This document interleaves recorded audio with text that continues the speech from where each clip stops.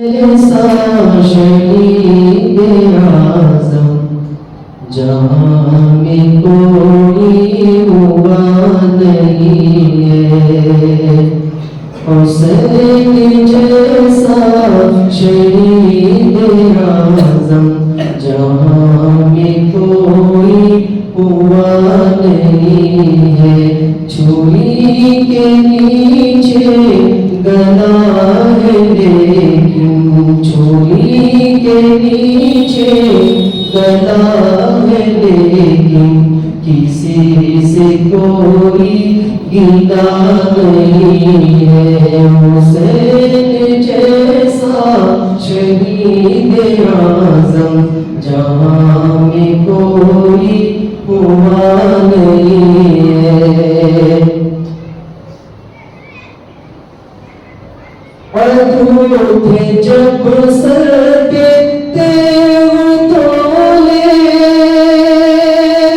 حسین سجدے میں جا کے بولے، عدو تھے جب سر پہ تیغ تولے، حسین سجدے میں جا کے بولے، مدینے والوں گواہ رہنا، مدینے والوں گواہ رہنا، نماز میری قضا نہیں ہے۔ السلام علیکم ورحمۃ اللہ تعالی وبرکاتہ۔ الحمد للہ رب العالمین والعاقبۃ للمتقین والصلاة والسلام علی سید الانبیاء والمرسلین، اما بعد فاعوذ باللہ من الشیطان الرجیم، بسم اللہ الرحمن الرحیم۔ قال اللہ تبارک وتعالی فی القرآن المجید والفرقان الحمید، ولا تقولوا لمن يقتل في سبيل الله اموات بل احياء ولكن لا تشعرون۔ وقال الله تبارك وتعالى في مقام آخر، ولا تحسبن الذين قتلوا في سبيل الله امواتا بل احياء عند ربهم يرزقون، صدق الله العظيم۔ وبلغنا رسوله النبي الأمين المتين المبين المعين المختار الكريم، ونحن على ذلك لمن الشاهدين والشاكرين والحمد لله رب العالمين۔ حضرات گرامی، آئیے کچھ معروضات پیش کرنے سے قبل ہم اور آپ مل کر انتہائی ادب و احترام کے ساتھ اپنی اور ساری کائنات کے مرکز عقیدت آقائے دو جہاں حضور رحمت عالم سرور کائنات جناب محمد الرسول اللہ ارواحنا فداہ صلی اللہ تعالی علیہ وسلم کی بارگاہ پر انوار میں اپنے قلوب و اذہان کو منور و مجلہ و مصفہ و مزکہ کرنے کے لیے، اپنے سینے کو محبت رسول کا مدینہ بنانے کے لیے، غلامی مصطفیٰ کا ثبوت دیتے ہوئے مدینی کی طرف لو لگا کر گنبد خضرا کو نگاہوں میں سما کر بارگاہ رسول میں جھوم جھوم کر ہدیہ درود پیش کریں۔ پڑھے بآواز بلند، اللہم صلی علی سیدنا وعلی آل سیدنا ونبینا مولانا محمد معدن الجود والکرم وآلہ الکرام ابنہ الکریم وبارک وسلم۔ رسول اور آل رسول پر ایک مرتبہ اور بآواز بلند پڑھ لیں، اللہم صلی علی سیدنا وعلی آل سیدنا ونبینا مولانا محمد معدن الجود والکرم وآلہ الکرام ابنہ الکریم وبارک وسلم۔ حضرات گرامی، معمول اور دستور کے مطابق میں سب سے پہلے اللہ رب العالمین خدائے وحدہ لا شریک کی بارگاہ میں دعا گو ہوں کہ رب قدیر جل جلالہ اپنے پیارے حبیب دانائے غیوب صاحب لولاک صلی اللہ تعالی علیہ وسلم کے نالن پاک کے صدقے مجھے حق اور سچ بات کہنے اور آپ تمامی حضرات کو حق اور سچ بات سن کر اس پر عمل کرنے اور اسے عام کرنے کی توفیق عطا فرمائے، اور شہدائے کرب و بلا کے صدقے میں اللہ تبارک و تعالی آج کی ہماری اس بابرکت محفل کو اپنی بارگاہ میں قبول فرمائے، حاضرین کی حاضری کو اللہ تعالیٰ اپنی بارگاہ میں قبول فرمائے۔ حضرات گرامی، جیسا کہ آپ بخوبی جانتے ہیں آج محرم الحرام کی 10ویں تاریخ گزر کر 11ویں شب لگ چکی ہے، اور آج ہم اور آپ شہدائے کرب و بلا کا واقعہ اور ان کی داستان علم سننے کے لیے حاضر آئے ہیں۔ اللہ پاک ہم سب کو صحیح طریقے سے بتانے اور آپ کو صحیح طریقے سے سننے اور سن کر اپنے اندر قربانی کا جذبہ پیدا کرنے کی اللہ توفیق عطا فرمائے۔ واقعہ کربلا کے حوالے سے بہت ساری کتابیں لکھی جا چکی ہے اور انشاءاللہ العزیز قیامت تک لکھی جاتی رہیں گی۔ عطائے رسول سلطان الہند خواجہ معین الدین خواجہ غریب نواز رضی اللہ تبارک و تعالی عنہ امام عالی مقام امام حسین رضی اللہ تعالی عنہ کے متعلق ارشاد فرماتے ہیں، شاہ است حسین بادشاہ است حسین۔ کیا فرماتے ہیں سلطان الہند؟ شاہ است حسین بادشاہ است حسین۔ اور آغاز بیان سے قبل میں ایک بات کی وضاحت کر دوں، آپ کی سبحان اللہ سے میری بیٹری چارج ہوتی رہے گی انشاءاللہ۔ سلطان الہند غریب نواز فرماتے ہیں، شاہ است حسین بادشاہ است حسین، دین است حسین دین پناہ است حسین، سر داد نہ داد دست در دست یزید۔ دست کہتے ہیں فارسی میں ہاتھ کو، دادن سے داد فعل ماضی ہے، داد کا معنی ہوتا ہے دینا۔ سر داد نہ داد دست در دست یزید، حقہ کی بنائے لا الہ ہست حسین۔ پھر کسی شاعر نے کیا خوب کہا ہے، کربلا والوں نے روشن کر دیا اسلام کو، کربلا والوں نے روشن کر دیا اسلام کو، شمعیں گل ہوتی گئی اور روشنی بڑھتی گئی، شمعیں گل ہوتی گئی اور روشنی بڑھتی گئی۔ پھر کسی شاعر نے کیا خوب فرمایا ہے، قتل حسین اصل میں مرگ یزید ہے۔ غور کیجئے ان اشعار پر، قتل حسین اصل میں مرگ یزید ہے، اسلام زندہ ہوتا ہے ہر کربلا کے بعد، اسلام زندہ ہوتا ہے ہر کربلا کے بعد۔ پھر کسی شاعر نے کیا خوب کہا ہے، زندہ ہو جاتے ہیں جو مرتے ہیں حق کے نام پر، زندہ ہو جاتے ہیں جو مرتے ہیں حق کے نام پر، حق کہتے ہیں اللہ کو، زندہ ہو جاتے ہیں جو مرتے ہیں اللہ کے نام پر۔ اللہ اللہ موت کو کس نے مسیحا کر دیا، مٹ گئے مٹتے ہیں مٹ جائیں گے آخر، مٹ گئے مٹتے ہیں مٹ جائیں گے آخر، شبیر تیرا نام مٹانے والے۔ شبیر امام حسین کا نام ہے، تو شاعر کہتا ہے شبیر تیرا نام مٹھانے والے، حسین تیرا نام مٹانے والے، مٹ گئے مٹتے ہیں اور مٹ جائیں گے آخر، شبیر تیرا نام مٹانے والے۔ پھر کسی شاعر نے کیا خوب کہا، نہ یزید کا وہ ستم رہا نہ وہ ظلم ابن زیاد کا، نہ یزید کا وہ ستم رہا نہ وہ ظلم ابن زیاد کا، جو رہا نام حسین کا جیسے جسے زندہ رکھتی ہے کربلا، جو رہا نام حسین جسے زندہ رکھتی ہے کربلا۔ آخر شعر پر توجہ چاہوں گا، کسی شاعر نے کیا خوب کہا، علی کا گھر بھی وہ گھر ہے، علی کا گھر بھی وہ گھر ہے جس گھر کا ہر ایک بچہ جہاں پیدا ہوتا ہے شیر خدا معلوم ہوتا ہے۔ علی کا گھر بھی وہ گھر ہے کہ جس گھر کا ہر ایک بچہ، علی کا گھر بھی وہ گھر ہے کہ جس گھر کا ہر ایک بچہ جہاں پیدا ہوتا ہے شیر خدا معلوم ہوتا ہے۔ حضرات گرامی رسول اور آل رسول کی بارگاہ میں ایک مرتبہ بآواز بلند ہدیہ درود پیش کریں، پڑھیں اللہم صلی علی سیدنا وعلی آل سیدنا ونبینا مولانا محمد معدن الجود والکرم وآلہ الکرام ابنہ الکریم وبارک وسلم۔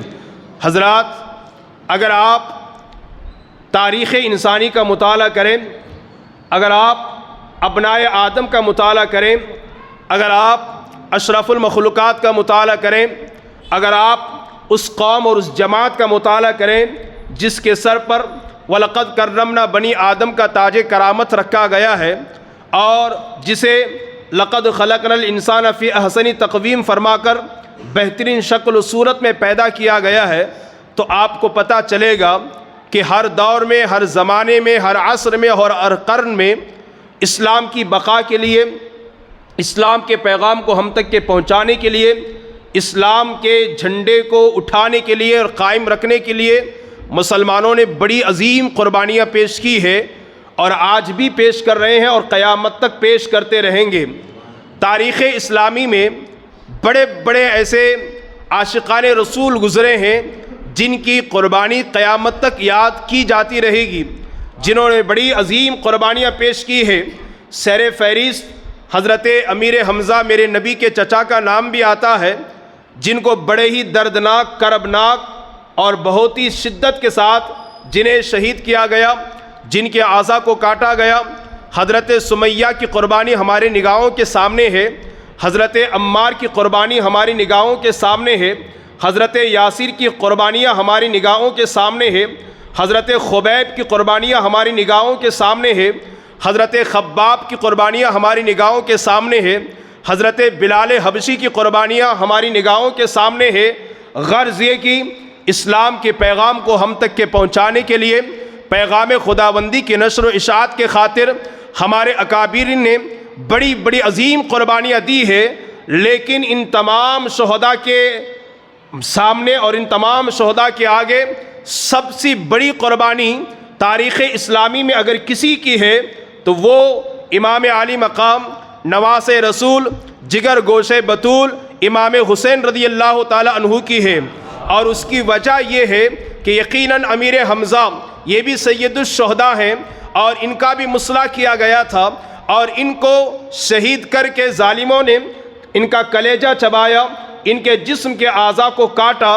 حضرت خباب کو آگ کے انگاروں پر لٹایا گیا، حضرت عمار، حضرت یاسر، حضرت سمیہ یہ مشرکوں کے کھلونے بن چکے تھے، لیکن کربلا کے میدان میں میرے اور آپ کے حسین نے، نواس رسول نے وہ عظیم قربانیاں دی ہے کہ 3 دن تک بھوکے رہ کر، 3 دن تک پیاسے رہ کر، اللہ اکبر، سب سے پہلے تو اپنے بھانجوں کی قربانیاں پیش کی، اپنے عزیزوں کی قربانیاں پیش کی، اپنے غلاموں کی قربانیاں پیش کی، اپنے بھتیجوں کی قربانیاں پیش کی، اپنی اولاد کی قربانی پیش کی، حتیٰ کہ اسلام کو بچانے کے لیے، اللہ کے رسول کے احادیث کو ہم تک کے پہنچانے کے لیے، اللہ کے کلام کو ہم تک کے پہنچانے کے لیے اپنی جان کو بھی قربان کرنا پڑا۔ تو نواس رسول نے اپنی جان کو بھی قربان کر کے اسلام کے پیغام کو ہم تک کے پہنچایا ہے، جس کی وجہ سے علماء کرام فرماتے ہیں سب سے بڑی قربانی اسلام میں اگر کسی کی ہے تو یہ نواس رسول امام حسین کی ہے۔ آئیے کیسی قربانیاں آپ نے پیش کی ہے، اگر وقت میں گنجائش رہی اور آپ کی قوت سماعت نے مجھے برداشت کیا تو میں واقع کربلا اور داستان کربلا کو اپنے الفاظ کا جامہ پہنا کر آپ کی سماعتوں کے حوالے کرنے کی بھرپور کوشش کروں گا۔ حضرات گرامی، کل کی نشست اور کل کی محفل میں نے آپ کو بتایا تھا کہ نواس رسول امام حسین امام عالی مقام کے فرستادہ بن کر، ان کے نائب بن کر، حضرت مسلم ابن عقیل اپنے 2 چھوٹے چھوٹے بچے حضرت محمد اور ابراہیم کے ساتھ کوفہ کی سرزمین پر تشریف لے گئے۔ کوفہ والوں نے بڑا والیانہ استقبال کیا، بڑا شاندار استقبال کیا، اور پھر یہ منظر دیکھ کر کہ پہلے ہی روز 40,000 افراد نے امام مسلم کے ہاتھ پر امام حسین کے نام پر بیعت کی، یہ ماحول دیکھ کر اور کوفہ والوں کی عقیدت، ان کی محبت، ان کی غلامی، ان کی چاہت کو دیکھ کر حضرت مسلم ابن عقیل نے ایک خط لکھا، حضور آپ کوفہ آ جائیں، یہاں کے حالات بڑے اچھے ہیں، یہاں کے لوگ آپ کی محبت کا دم بھرتے ہیں۔ جیسی یہ خط امام حسین کی بارگاہ میں پہنچا، امام حسین نے مطالعہ کیا اور مکہ المکرمہ کے تمام بڑے بڑے صحابہ کو آپ نے جمع کیا، جن میں حضرت عبداللہ ابن عمر بھی ہیں اور حضرت جابر بھی ہیں، حضرت ابو سعید خضری بھی ہیں۔ ان تمام صحابہ کو جمع کرنے کے بعد آپ نے خط پڑھ کر کے سنایا، دیکھو مسلم ابن عقیل نے مجھے خط لکھا ہے اور مجھے آنے کے لیے انہوں نے کہا ہے، اب میرے پاس نہ جانے کے لیے کوئی بہانہ نہیں ہے، کوئی شرعی عذر نہیں ہے، اب مجھے جانا ہوگا۔ باوجود اس کے جو بڑے بڑے صحابہ تھے، خاص طور پر حضرت عبداللہ ابن عباس، عبداللہ ابن زبیر اور حضرت عبداللہ ابن عمر نے انہیں جانے سے منع کیا، حضور آپ نہ جائیں، ہم ہم کوفہ والوں پر اعتماد اور بھروسہ نہیں کر سکتے، آپ نہ جائیں تو آپ کے لیے بہتر ہوگا۔ لیکن حضرت امام حسین نے جانے کا عزم مصمم کیا، پختہ ارادہ کیا۔ حضرات گرامی، 82 افراد پر مشتمل یہ قافلہ مکہ المکرمہ سے کوفہ کی طرف نکلتا ہے۔ میں یہاں رک کر کے آپ کو بتاؤں، اس قافلے میں اللہ اکبر آل رسول کے کون کون چشم و چراغ تھے، میں ان کی فہرست آپ کے سامنے پیش کرنا چاہوں گا، ان کا نام بھی بتانا چاہوں گا تاکہ آپ اچھی طریقے سے سمجھ سکیں، اچھی طریقے سے محسوس کر سکیں رسول اللہ صلی اللہ علیہ وسلم کے گھر کے کیسے کیسے روشن ستارے کربلا کے میدان میں جا کر کے غروب ہو جاتے ہیں، ڈوب جاتے ہیں۔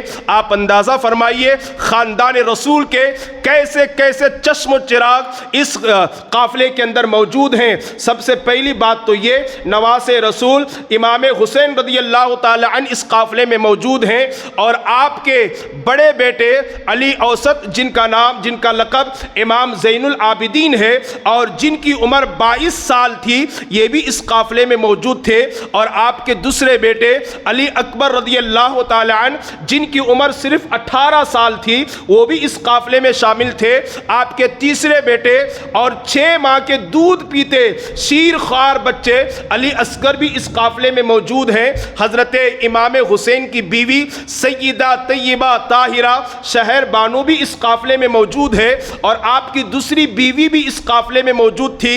امام حسین کے تینوں بچے اور ان کی دونوں بیویاں اس قافلے میں موجود ہیں۔ اس کے علاوہ حضرت امام حسین کے جو بڑے بھائی ہیں حسن مجتبیٰ، ان کے 4 بیٹے نوجوان بچے جن کا نام ہے حضرت قاسم بن حسن، حضرت عمر بن حسن، حضرت ابو بکر بن حسن، اور اس کے علاوہ حضرت عبداللہ بن حسن، یہ چاروں فرزند بھی اس قافلے کے اندر موجود تھے۔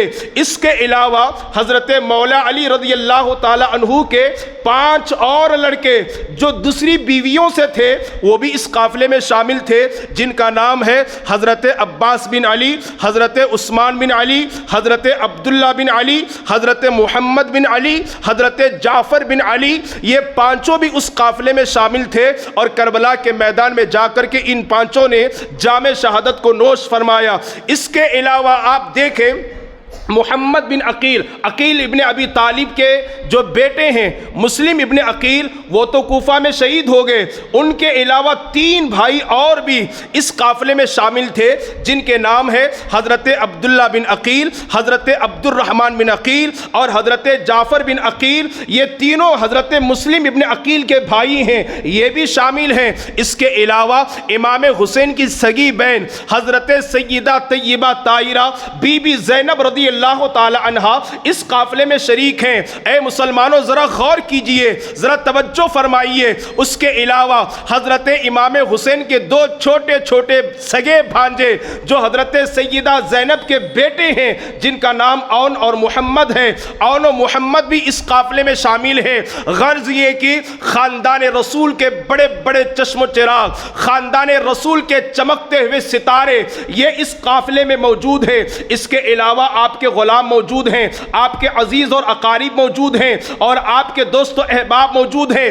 82 افراد پر مشتمل یہ چھوٹا سا قافلہ مکہ المکرمہ سے کوفہ کی طرف روانہ ہوتا ہے۔ اللہ کے رسول کے یہ نواسے تشریف لے جا رہے ہیں، بڑی تیزی کے ساتھ سفر کی منزلوں کو طے کرتے جا رہے ہیں راستے میں، لیکن امام حسین کو اس بات کی کوئی اطلاع نہیں ہے کہ مسلم ابن عقیل شہید کیے جا چکے ہیں، ان کے بچے شہید کیے جا چکے ہیں، ان کے بچوں نے جام شہادت نوش کی ہے۔ آپ بڑھتے جا رہے ہیں، ایک منزل آتی ہے، ایک مقام آتا ہے، ایک شخص سے آپ کی ملاقات ہوتی ہے جو کوفہ سے آ رہا تھا۔ کوفہ کے حالات اس سے آپ نے پوچھے، اس نے کوئی خاص حالات نہ بتائے، اس لیے کہ کوفہ کے حالات کے بارے میں اس آنے والے مسافر کو کوئی علم نہ تھا۔ اور آپ آگے بڑھتے ہیں، پھر ایک شخص سے ملاقات ہوتی ہے، یہی بات چیت ہوئی، اس کے بعد اور آگے بڑھے، ایک مقام پر دنیا کا مشہور و معروف شاعر جسے پوری دنیا فرزدق کے نام سے جانتی اور پہچانتی ہے، اس سے ملاقات ہوئی۔ اللہ اکبر کبیرہ۔ اس مشہور و معروف شاعر فرزدق سے میرے امام نے پوچھا کوفہ کے حالات کیا ہیں، وہاں کے کوائف کیا ہیں؟ فرزدق شاعر نے کہا حضور وہاں کے حالات کے بارے میں مجھے تو کوئی جانکاری نہیں ہے، بس میری گزارش اتنی سی ہے کہ آپ کوفہ نہ جائیں تو آپ کے حق میں بہتر ہے۔ لیکن امام حسین کے پاس چونکہ خط موجود تھے، 150 خطوط موجود تھے جس کے اندر کوفہ والوں نے بار بار گزارشات کی تھی، اور ایک آتا حضور آپ تشریف لے آئے، پھر آپ آگے بڑھتے گئے، اور پھر ایک مقام پر ایک مسافر سے اور ملاقات ہوئی جو کوفہ سے آ رہا تھا۔ اللہ اللہ مسلمانوں سنو، نہ کار گاڑی کا کوئی انتظام، نہ فلائٹ کا کوئی انتظام، اور پھر جانوروں کے ذریعے سے سفر کرنا، اور آپ کو یہ سن کر بڑی حیرت ہوگی 82 افراد ہیں لیکن سب کے پاس سواری نہیں ہے، اتنی سواری ہے کہ کچھ ہی لوگ اس پر سوار ہو سکتے ہیں، باقی پیدل چل کر کے یہ سفر کو طے کرتے ہیں۔ ایک اور منزل پر ایک اور مسافر سے ملاقات ہوتی ہے، اس سے آپ نے پوچھا ابھی تم کوفہ سے آ رہے ہو، بتاؤ کوفہ کے کیا حالات ہیں؟ اس مسافر نے سب سے پہلے نواز رسول کی قدم بوسی کی، ان کی دست بوسی کی، ہاتھ اور پیروں کو چومنے کے بعد روتے ہوئے کہا حضور آپ کے بھائی مسلم ابن عقیل کو کوفہ کے ظالموں نے تڑپا کر کے شہید کر دیا ہے، وہ اللہ کو پیارے ہو گئے۔ حضور میں کس زبان سے کوفہ کے حالات بیان کروں؟ جن ظالموں نے، جن دنیا کے لالچی کتوں نے آپ کو 150 خطوط بھیج کر آپ کو مدعو کیا، انہی نے اپنے آپ کے دونوں بچوں کو حضرت امام محمد اور ابراہیم کو تڑپا کر کے شہید کر دیا ہے۔ اللہ اکبر کبیرہ۔ اتنا سننا تھا، امام حسین آپ دیدہ ہو گئے، آنکھیں اشکبار ہو گئی، دل تار ہو گیا۔ ابھی گفت و شنید کا سلسلہ جاری ہے، بات چیت ہو رہی ہے، اسی اثنا میں مسلم ابن عقیل کی چھوٹی سی بچی ہے، وہ سامنے آتی ہے، اسے دیکھ کر آپ اور بھی زیادہ بے چین و بے قرار ہوتے ہیں۔ اللہ اکبر۔ اسے قریب بلاتے ہیں، بلانے کے بعد اس چھوٹی سی بچی کے سر پر شفقت اور محبت کا آپ ہاتھ پھیرنا شروع کرتے ہیں، اس طرح ہاتھ گھماتے ہیں، اسے گلے اور سینے سے لگاتے ہیں۔ مسلم ابن عقیل کی وہ چھوٹی سی بچی روتے ہوئے عرض کرتی ہے میرے چچا جان کیا میں یتیم ہو چکی ہوں؟ کیا میرے والد کو کوفہ کے لوگوں نے شہید کر دیا ہے؟ آپ تو مجھ سے ایسا پیار کر رہے ہیں اور سر پر اس طرح ہاتھ پھیر رہے ہیں جیسا کوئی یتیم کے سر پر پھیرتا ہو۔ حضور بتائیں میرے والد کیسے ہیں، میرے بھائی محمد اور ابراہیم کیسے ہیں؟ اللہ اکبر کبیرہ۔ اتنا سننا تھا، امام حسین زار و قطار روتے ہوئے بلکتے ہوئے اپنی اس بچی سے کہتے ہیں ایسا بچی جب کبھی تجھے تیری باپ کی یاد ستائے تو مجھے میرے چہرے کو دیکھ لینا، بیٹا جب کبھی تجھے تیرے بھائیوں کی یاد ستائے پریشان کرے تو اپنے بھائی علی اکبر کو دیکھ لینا، علی اوسط کو دیکھ لینا، علی عسکر کو دیکھ لینا۔ بچی میں کس زبان سے تیرے سامنے عرض کروں کہ کوفہ کے ظالموں نے تیرے بھائیوں کو شہید کر دیا ہے، تیرے والد کو شہید کر دیا ہے۔ اتنا سننا تھا۔ اللہ اکبر کبیرہ۔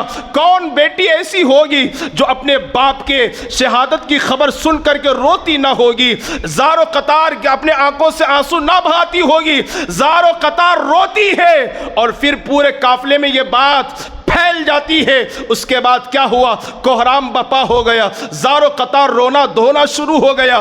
امام حسین نے فرمایا ہمیں صبر سے کام لینا ہے، استقامت کا مظاہرہ کرنا ہے۔ حضرات گرامی آپ اندازہ فرمائیں، پھر رونے کے بعد صبر اور استقامت کا دامن تھامے ہوئے یہ چھوٹا سا قافلہ کوفہ کی طرف اور رواں ہوتا ہے۔ کوفہ ابھی چند ہی منزل پر تھا، تھوڑی دوری پر تھا۔ حضرت جناب حر بن یزید 1000 کا لشکر لے کر امام حسین کی گرفتاری کے لیے آ جاتے ہیں۔ حضرت حر ہیں، گرفتاری کے لیے آ گئے، ابھی کوفہ میں داخل نہیں ہوئے امام حسین، اور چونکہ جناب حر پہلے ہی سے غلام اہل بیت تھے، خادم اہل بیت تھے، عاشق اہل بیت تھے، اور اس کے بعد ملاقات کر کے کہا حضور معذرت طلب کرتا ہوں، ابن زیاد نے 1000 کا لشکر جرار دے کر مجھے آپ کی گرفتاری کے لیے بھیجا ہے، میرا دل تو نہیں کرتا کہ میں آپ کو گرفتار کروں، اس لیے کہ آپ کے فضائل میں اچھی طرح جانتا ہوں، آپ کے مناقب سے میں اچھی طرح واقف ہوں، لیکن حضور میں آپ کو گرفتار نہیں کر سکتا۔ اللہ اکبر کبیرہ، لیکن میں حکومت کے سامنے مجبور ہوں، حضور میرا مشورہ آپ سے یہ ہے کہ آپ رات کی تاریکی میں کسی دوسری طرف چلے جائیں، میں اپنے لشکر کو لے کر کے واپس چلا جاتا ہوں۔ آپ اندازہ فرمائیں، صبح سے لے کر شام تک گفت و شنید ہوتی رہی، ظہر عصر مغرب کی نماز جناب حر نے جناب امام حسین کی پیچھے ادا کی، اور جب رات کی تاریکی ہوئی امام حسین رضی اللہ تعالیٰ عنہ اپنے قافلے کو لے کر کے نکلے، اور نکلنے کے بعد چلتے رہے چلتے رہے چلتے رہے چلتے رہے، ایک ایسا میدان آیا کہ وہاں آنے کے بعد جانور اور سواریاں خود بخود رک گئی۔ اللہ اکبر کبیرہ، آگے بڑھنے کا نام نہیں لیتی ہے۔ امام حسین نے اپنے رفقائے کار سے پوچھا، اپنے عزیزوں اور خادموں اور غلاموں سے پوچھا، اپنے رشتہ داروں اور بھائیوں سے پوچھا، اس میدان کو کیا کہتے ہیں؟ تو لوگوں نے بتایا حضور اس میدان کو میدان کرب و بلا کہتے ہیں۔ اللہ اللہ، اتنا سننا تھا، امام حسین جوش میں آ جاتے ہیں اور ارشاد فرماتے ہیں سارے قافلے والوں سے گزارش ہے اپنے اپنے خیمے یہیں نصب کر لو، اپنی اپنی جھوپڑیاں یہیں بنا لو، اس لیے کہ میں بچپن سے سنتا آ رہا ہوں، میرے نانا جان نے مجھے بتایا ہے، میرے والد محترم نے مجھے بتایا ہے، میری امی جان نے مجھے بتایا ہے، اسی کربلا کے میدان میں میری شہادت ہوگی۔ اے میرے عزیزوں، اے میرے غلاموں اور خادموں، یہ وہی میدان ہے جہاں 6 ماہ کے دودھ پیتے بچے علی اصغر کے حلق میں تیر پیوست ہوگا۔ میرے غلاموں، یہ وہی میدان ہے جہاں علی اکبر کی جوانی لوٹی جائے گی۔ میرے نوجوان ساتھیوں، یہ وہی میدان ہے جہاں قاسم کا شباب لوٹا جائے گا۔ یہ وہی میدان ہے جہاں اون محمد کو خاک و خون میں تڑپایا جائے گا۔ یہ وہی میدان ہے جہاں میرے بیمار بیٹے زین العابدین کے ہاتھوں میں ہتھکڑیاں ڈالی جائے گی، اور یہ وہی میدان ہے جہاں میرے نانا جان کا کلمہ پڑھنے والے میرے سر کو میرے جسم سے جدا کریں گے۔ اپنے اپنے خیمے یہی نصب کر لو۔ امام حسین کا پیغام اور حکم سننے کے بعد سارے غلاموں نے اپنے اپنے خیمے نصب کر لیے۔ 2 محرم کو، آج محرم کی 11 تاریخ شروع ہو چکی ہے، اسی مہینے کی 2 تاریخ کو امام حسین کربلا کے میدان میں پہنچ گئے۔ ادھر کوفہ کی سرزمین پر ابن زیاد کو اس بات کی خبر ہوئی کہ نواسے رسول اپنے پورے قبیلے قافلے کے ساتھ کربلا پہنچ چکے ہیں۔ آپ اندازہ فرمائیے 500 کا لشکر دے کر عمر ابن سعد کے زیر نگرانی اس نے کربلا کے میدان میں بھیجا، جاؤ بات چیت کرو اور کسی طرح یزید کی بیعت پر انہیں مجبور کرو۔ آپ اندازہ فرمائیے، ذرا غور کیجئے، 500 کا قافلہ لے کر، لشکر جرار کو لے کر عمر ابن سعد، صحابی کا بیٹا ہے عمر ابن سعد، اور کون سے صحابی کا بیٹا ہے جس کو رسول اللہ نے دنیا ہی میں جنت کی بشارت عطا فرمائی ہے؟ بڑے جلیل القدر صحابی ہیں، حضرت سعد ابن ابی وقاص رضی اللہ تعالی عنہ، ان کا بیٹا آتا ہے۔ پہلے تو اس نے ابن زیاد سے کہا میں حسین کے مقابلے نہیں جا سکتا، اس لیے کہ میرا باپ خود ایک بڑا صحابی ہے، میں نے خود رسول اللہ کی زبانی، میں نے خود اپنے والد کی زبانی امام حسین کے فضائل کو سنا ہے، میں انہیں گرفتار کرنے ان کے مقابلے میں نہیں جا سکتا۔ آپ جانتے ہیں ابن زیاد نے کیا کہا تھا؟ وہ عمر ابن سعد، اگر نہیں جاؤ گے تو رئی کی حکومت نہیں دی جائے گی، شام کا گورنر نہیں بنایا جائے گا، اگر تمہیں منظور ہے تو نہ جاؤ، ہم کسی اور کو بھیج دیں گے۔ اب آپ ذرا سوچئے، ایک طرف تو نواسے رسول کو قید کرنا ہے اور دوسری طرف شام اور رئی کی حکومت ہے، اب فیصلہ کرنا بہت مشکل ہو گیا۔ باپ چاہے کتنا بھی بڑا کیوں نہ ہو، بلکہ غلام ربانی اگر یہ کہے تو ذرہ برابر بھی غلط نہ ہوگا۔ میں قرآن اور احادیث کی روشنی میں آپ سے عرض کروں، باپ چاہے کتنا بھی اونچا مقام کا کیوں نہ ہو، چاہے نبی کیوں نہ ہو، صحابی کیوں نہ ہو، قطب اور غوث کیوں نہ ہو، اگر بیٹے کے ساتھ اللہ کی رحمت شامل حال نہ ہو، اگر اللہ کا کرم شامل حال نہ ہو، ایسا بیٹا گمراہ ہو سکتا ہے، ایسا بیٹا صراط مستقیم سے ہٹ سکتا ہے۔ کیا قرآن نہیں کہتا جناب یوسف کے بیٹے کے بارے میں، جناب نوح کے بیٹے کے بارے میں کہ ان کا بیٹا کافر ہے اور قیامت کے دن جہنم میں چلا جائے گا؟ اب قرآن سے پوچھو، اے قرآن ذرا یہ تو بتا، نوح علیہ السلام اولو العزم پیغمبر ہیں، بڑے پیغمبروں میں ان کا شمار ہوتا ہے، لیکن نوح جیسا پیغمبر ہو، ان کا بیٹا کافر ہو اور جہنم میں جائے، ریزن کیا ہے؟ تو قرآن واضح لفظوں میں کہتا ہے انہو عمل غیر صالح۔ سنو دنیا والو، اس کا عمل اچھا نہیں تھا، اس کی سنگت اچھی نہیں تھی، اس کی صحبت اچھی نہیں تھی، جس کی بنیاد پر یہ دیکھا نہیں گیا کہ باپ پیغمبر ہے، ہے, باپ عظیم الشان رسول ہے, بلکہ بیٹے کو جہنم میں بھیج دیا جائے گا. اسی طرح آپ دیکھیں امیر معاویہ کون ہے؟ صحابی ہیں. حضرت سعد ابن ابی وقاص کون ہے؟ صحابی ہیں. لیکن ان کے بیٹے بڑے فاسق و فاجر نکلے, اس لیے کہ ہم یہی تو کہتے ہیں باپ چاہے کیسا کیوں نہ ہو, چاہے ولی ہو, چاہے قطب ہو, چاہے غوث ہو, چاہے ابدال ہو, چاہے صحابی ہو, چاہے تابعی ہو, چاہے تبع تابعی ہو, چاہے محدث ہو, چاہے مفسر ہو, چاہے ولی ہو, چاہے وہ نبی ہو, لیکن بیٹے کے ساتھ اللہ کی رحمت شامل اللہ ہو, اللہ کا فضل شامل نہ ہو, تو بیٹا کبھی بھی گمراہ ہو سکتا ہے. ابن زیاد نے کہا وہ عمرو ابن سعد, اگر تم نواسے رسول کو گرفتار کرنے نہیں جا سکتے تو شام کی حکومت چھوڑ دو اور رے کی حکومت چھوڑ دو. اللہ اکبر کبیرہ. دیکھو نا, صحابی کا بیٹا ہے, ایک طرف خاندان رسول کو قید کرنا ہے اور دوسری طرف اللہ اکبر ایک حکومت اور کرسی کو سنبھالنا ہے. مجبوراً دنیا کی لالچ میں آ کر عمرو ابن سعد امام حسین کی گرفتاری کے لیے تیار ہوگا. اور دنیا کی محبت ایسی چیز ہے کہ میرے مصطفیٰ نے فرمایا الدنیا جیفۃ وطالبها الکلاب. اٹھائیے حدیث, نبی پاک نے فرمایا دنیا مردار ہے, اس کو طلب کرنے والے دنیا کے کتے ہیں. کلاب عربی میں کتے کو کہتے ہیں, کلب کی جمع ہے کلاب. مفسرین نے بڑی نفیس بات کہی ہے. نبی نے یہ کیوں فرمایا کہ دنیا مردار ہے, اس کو طلب کرنے والے کتے ہیں؟ یہ کیوں نہیں فرمایا کہ دنیا مردار ہے, اس کے پیچھے بھاگنے والے وہ پرند ہیں, چرند ہیں, جانور ہیں, درند ہیں؟ یہ سب کچھ نبی نے نہیں فرمایا. فرمایا تو کیا فرمایا؟ دنیا مردار ہے, اس کو طلب کرنے والے دنیا کے کتے ہیں. کیوں فرمایا نبی نے؟ فقہائے کرام شارحین حدیث بڑا نفیس نقطہ بیان کرتے ہیں اور کہتے ہیں ایک مرے ہوئے جانور پر جب کوے کی نظر پڑتی ہے تو تنہا کوا اس مرے ہوئے جانور کو نہیں کھاتا, بلکہ کائیں کائیں اپنی آواز میں پکار کر اپنی پوری برادری کو بلاتا ہے, پھر سب مل کر مرے ہوئے جانور کو کھاتے ہیں. یہی حال دوسرے جانوروں کا ہے. لیکن کتے کی مثال میرے نبی نے اس لیے دی کہ جب ایک مرے ہوئے جانور پر ایک کتے کی نظر پڑتی ہے, تنہا کتا پورے جانور کو کھا نہیں سکتا, لیکن جب دوسرے کتے کو آتے ہوئے دیکھتا ہے تو بھونکنا شروع کر دیتا ہے. یہی حال دنیا کا ہے. اللہ اکبر کبیرہ.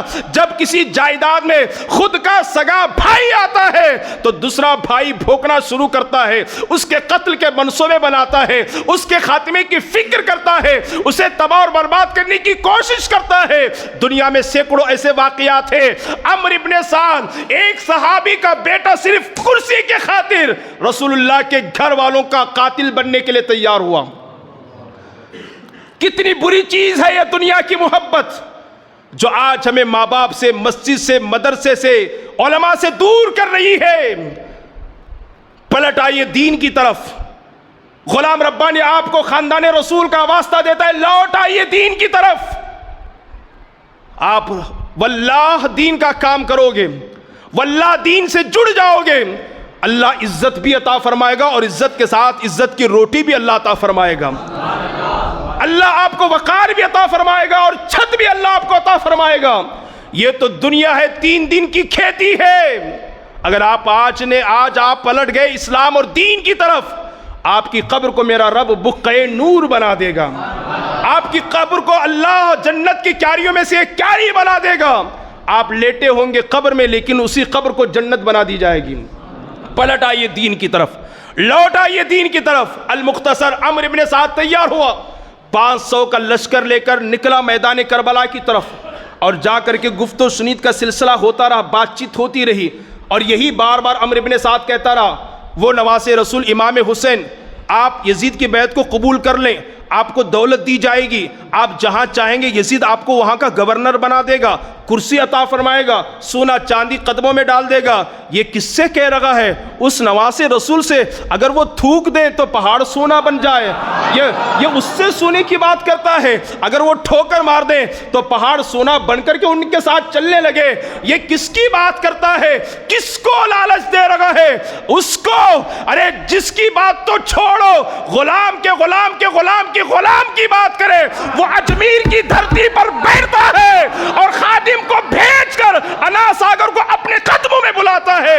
یہ اس آقا کی بات کرتا ہے, یہ اس رسول کے نواسے کی بات کرتا ہے جس کے غلاموں کے غلاموں کے غلام کی طاقت کا یہ عالم ہے. اللہ اکبر کبیرہ. ارے وہ بک کیسے سکتے تھے جن کے رگوں میں فاطمہ کا خون دوڑ رہا ہو؟ وہ بک کیسے سکتے تھے جن کے رگوں میں حیدر کرار کا خون دوڑ رہا ہو؟ ارے وہ بک کیسے سکتا ہے جو پیدا ہوتی رسول اللہ کا لعاب دہن چکا ہو؟ بک کیسے سکتا ہے؟ روایتوں میں لکھا ہے کہا آپ ایک مرتبہ ہاتھ دے دیں, آپ جہاں کہو گے, مدینہ, مکہ, شام, عراق, حجاز, جہاں کہو گے, یزید آپ کو گورنر اور حاکم بنا دے گا, کرسی پر بٹھائے گا, اپنے پوری دولت کو آپ کے قدموں میں نچاور کرے گا. یہ اس کی نادانی تھی جو امام حسین کو خریدنے کی بات کر رہا تھا.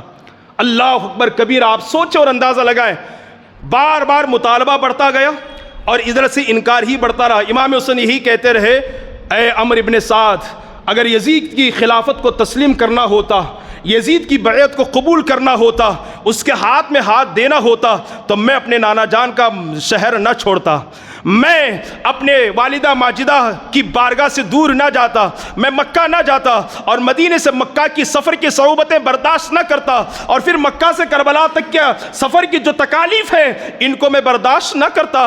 مجھے کبھی بھی یزید کی بیعت قبول نہیں ہے. اگر ہاں وہ متقی ہوتا, وہ نمازی ہوتا, وہ پرہیزگار ہوتا, وہ تقوی شیار ہوتا, وہ زہد و ورع کا مالک ہوتا, یقیناً میں آنکھیں بند کر کے اس کے ہاتھ میں دیتا. بتاؤ رسول اللہ کا نواسا, علی کا نور نظر, فاطمہ کا لخت جگر ایک فاسق کے ہاتھ میں ہاتھ کیسے دے سکتا ہے؟ ایک فاجر کو اپنا خلیفہ کیسے تسلیم کر سکتا ہے؟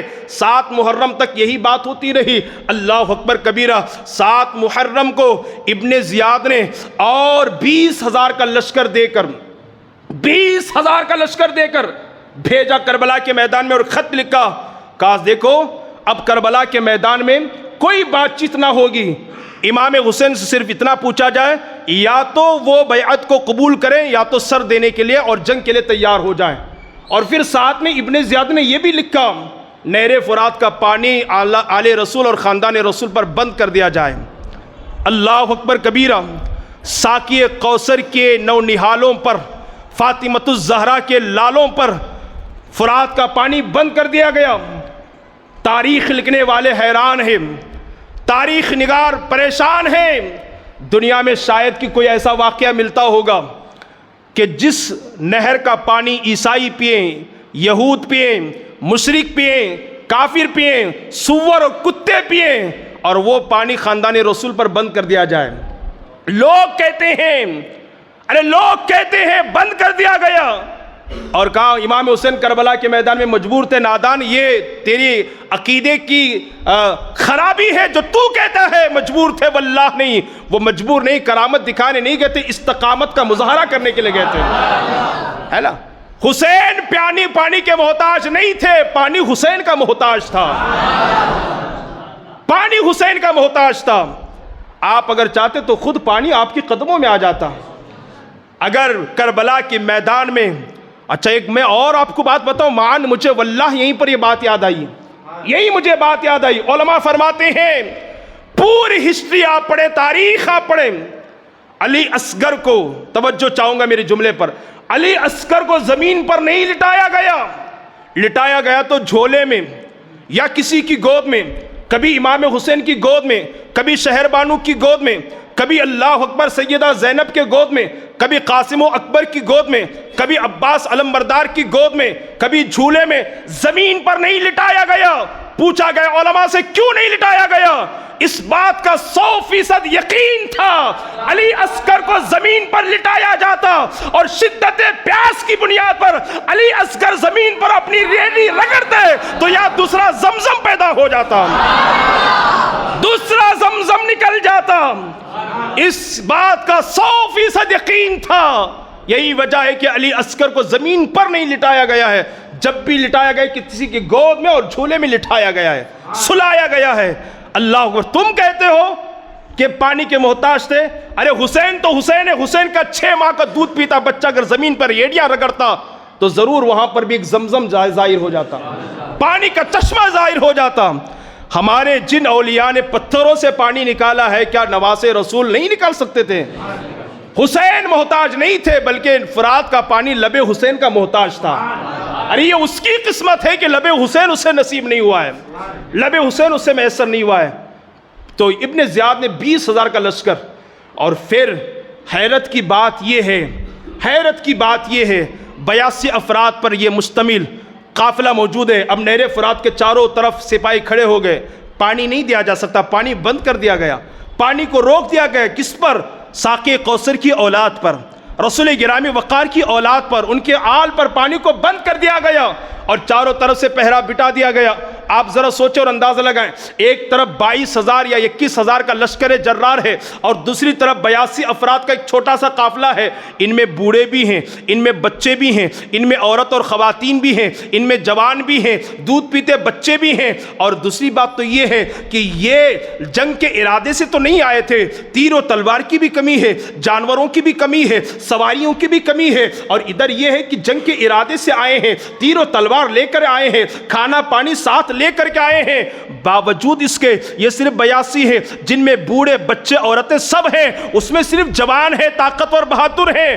پھر بھی 22,000 ہونے کے باوجود بھی، اللہ اکبر کبیرہ، 22,000 کا لشکر جرار ہونے کے باوجود بھی ان کے دل، اللہ اکبر، وہ سلب ہو چکے تھے، ان کے دل نرم ہو چکے تھے، دلوں کے اندر خوف اور وحشت طاری تھی کہ ان شیر خدا کے شیروں کا مقابلہ ہم کب کر سکتے ہیں۔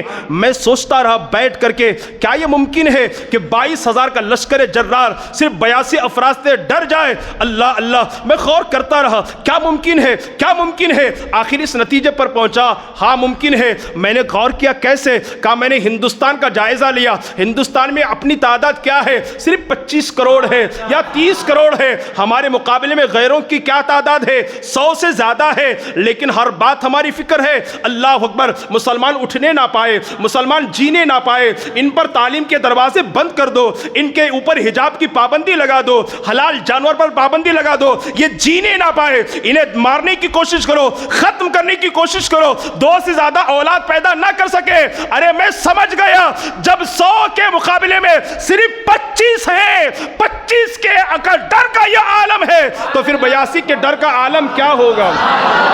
82 کی طاقت کا عالم کیا ہوگا؟ اور واللہ اس وقت دنیا کو سب سے زیادہ ڈر اگر کسی سے ہے، مسلمانوں سے، مسلمان بڑا طاقتور ہوتا ہے۔ ارے یہ تو غیر کہتے ہیں، مسلمان کبھی موت سے نہیں ڈرتا ہے، کبھی اسے کسی کا خوف ہے ہی نہیں ہے، اگر وہ ڈرتا ہے تو صرف اپنے مولا سے ڈرتا ہے۔ مسلمان موت سے کبھی نہیں ڈرتا، اور ڈرے گا کیوں؟ اس کو معلوم ہے ادھر آنکھیں بند ہوگی، ادھر مصطفیٰ کا دیدار ہوگا، اسے یقین ہے کہ مصطفیٰ کی آمد ہوگی، قبر میں وہ تشریف فرما ہوں گے، ہے نا۔ ہم اس موت کو خوشی سے گلے لگانے کے لیے تیار ہے جس موت کے بعد رسول اللہ کا دیدار نصیب ہونے والا ہے۔ کیوں ڈرے گا وہ؟ کیوں خوف کرے گا؟ تو پھر بھی اللہ اکبر، ڈر بیٹھا ہوا ہے، 3 دن کے پیاسے ہیں۔ اور آپ ذرا غور کیجئے، آپ ذرا اندازہ فرمائیے، پھر بھی 22,000 کا لشکر جرار خوف زدہ ہے۔ ان خدا کے شیروں کا ہم مقابلہ کیسے کریں؟ ان کے رگوں میں تو رسول اللہ کا خون ہے، حیدر کرار کا خون ہے، فاطمۃ الزہرا کا دودھ گشت کر رہا ہے، ہم ان کا مقابلہ کیسے کریں؟ پھر ان لوگوں نے بیٹھ کر باضابطہ طور پر یہ تدبیر نکالی، یہ صورت نکالی، پہلے انہیں کمزور کیا جائے، بعد میں ان سے جنگ کی جائے۔ پانی بند کر دیا گیا، 1 دن پیاسے رہے، یا پورا پانی ختم ہو چکا ہے، بند کر دیا گیا۔ پہلے دن پیاسے ہیں، دوسرے دن پیاسے ہیں، تیسرے دن بھی پیاسے ہیں۔ جب پیاس کی وجہ سے یہ بالکل ضعیف اور کمزور ہو جائیں، تب اللہ اکبر ان کے ساتھ جنگ کی جائے۔ 3 دن تک پانی کو بند کیا گیا، پانی پر پابندی لگا دی گئی۔ جانور پانی پی سکتے ہیں، رسول کے گھر والے پانی نہیں پی سکتے۔ اس سے بڑھ کر کے ظلم کیا ہوگا؟ کس قدر دنیا کی دولت کی محبت میں ان کے دل سیاہ ہو چکے تھے، پتھر سے بھی زیادہ سخت ہو چکے تھے۔ چھوٹے چھوٹے دودھ پیتے بچے ہیں، کیا رحم نہ آیا ہوگا؟ عورتیں ہیں، بوڑھے اور ضعیف اور کمزور کمزور اور بیمار ہیں، کیا انہیں رحم نہ آیا ہوگا؟ لیکن رحم نہیں آیا، پانی بند کر دیا گیا۔ 9 محرم الحرام کو اللہ اکبر کبیرہ نقارہ بجا دیا گیا، جنگ کا اعلان کر دیا گیا۔ حسین یا تو یزید کی بیعت کو قبول کرنے کے لیے تیار ہو جائیں یا تو پھر جنگ کے لیے تیار ہو جائیں۔ توجہ سے سنیے گا، اللہ اکبر کبیرہ، آپ ذرا غور فرمائیے کیا حالات تھے۔ اللہ امام حسین نے آ کر کے سمجھایا، تم کس کے خون کے پیاسے ہو، کس کو مارنا چاہتے ہو، کس کے خون سے اپنے ہاتھوں کو رنگنا چاہتے ہو؟ لیکن دنیا کی دولت کی محبت میں اندھے ہو چکے تھے، کوئی بات سمجھ میں نہ آئی۔ اللہ آپ ذرا سوچیں، امام حسین نے واپس آ کر 9 محرم کو اپنے گھر والوں سے فرمایا وہ جنگ کرنے کے لیے کسی بھی صورت میں تیار ہیں، اور سارے عزیزوں، غلاموں، خادموں کو جمع فرمایا، میرے ساتھیوں،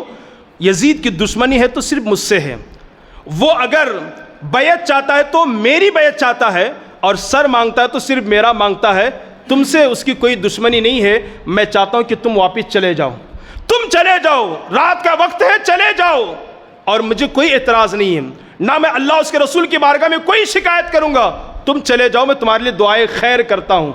آپ جانتے ہیں موت سر پر ہے، تلواریں چمک رہی ہے، سارے خاندان رسول نے ایک زبان ہو کر کہا تھا، حضور ایسے مصیبت کے وقت میں ہم چھوڑ کر کے جائیں اور قیامت کے دن نانا جان کو کیا چہرہ دکھائیں؟ فکر تھی، گو کہ آج ہمارے نوجوان کو فکر نہیں ہے، میں نماز چھوڑ رہا ہوں، والدین کی بے ادبی کر رہا ہوں، بڑوں کی گستاخی کر رہا ہوں، مسجد کو ویران کر رہا ہوں، سینما ہال کو آباد کر رہا ہوں، میں کیا رب کو چہرہ دکھاؤں، اپنے آقا کو کیا منہ دکھاؤں؟ گو کہ ہمیں فکر نہیں ہے، پر خاندان رسول کو فکر تھی۔ حسین اگر ہم آپ کو تنہا چھوڑ گئے تو اپنے نانا کو کیا چہرہ دکھائیں گے، کیا منہ دکھائیں گے؟ ہم شانہ بشانہ آپ کے ساتھ چلیں گے، ہم پہلے خود قربان ہوں گے، خود شہید ہوں گے، اور ہم سے پہلے تمہیں ہم میدان میں جانے نہ دیں گے۔ یہ جذبہ دیکھ کر آپ نے اللہ کا شکر بجا لایا، اور پھر اپنی قوم اور اپنے ساتھیوں سے فرمایا کہ خیمے کے ارد گرد گڑھا کر دو، خندق کر دو، خندق کی کھدائی کر دو، اور اس میں آگ جلا دو تاکہ کوئی یزیدی سپاہی آ کر کے حملہ نہ کر سکے بچوں اور عورتوں اور بوڑھوں پر۔ سوچئے یہ خیمہ ہے اور چاروں طرف خندق کی کھدائی کی گئی، گڑھا کھودا گیا، لکڑیاں ڈال کر کے جلائی گئی، اور آگ روشن کی گئی۔ اس کے بعد ایک ظالم یزیدی بدبخت نے میرے حسین کی توہین کرتے ہوئے کہا، حسین کیا ارادہ ہے؟ معاذ اللہ، استغفر اللہ، توبہ، اگر مجھے بتانا مطلوب اور مقصود نہ ہوتا تو غلام ربانی کبھی یہ جملہ اپنی زبان پر نہیں لاتا، اس گستاخ کے جملے کو اپنی زبان پر نہیں لاتا۔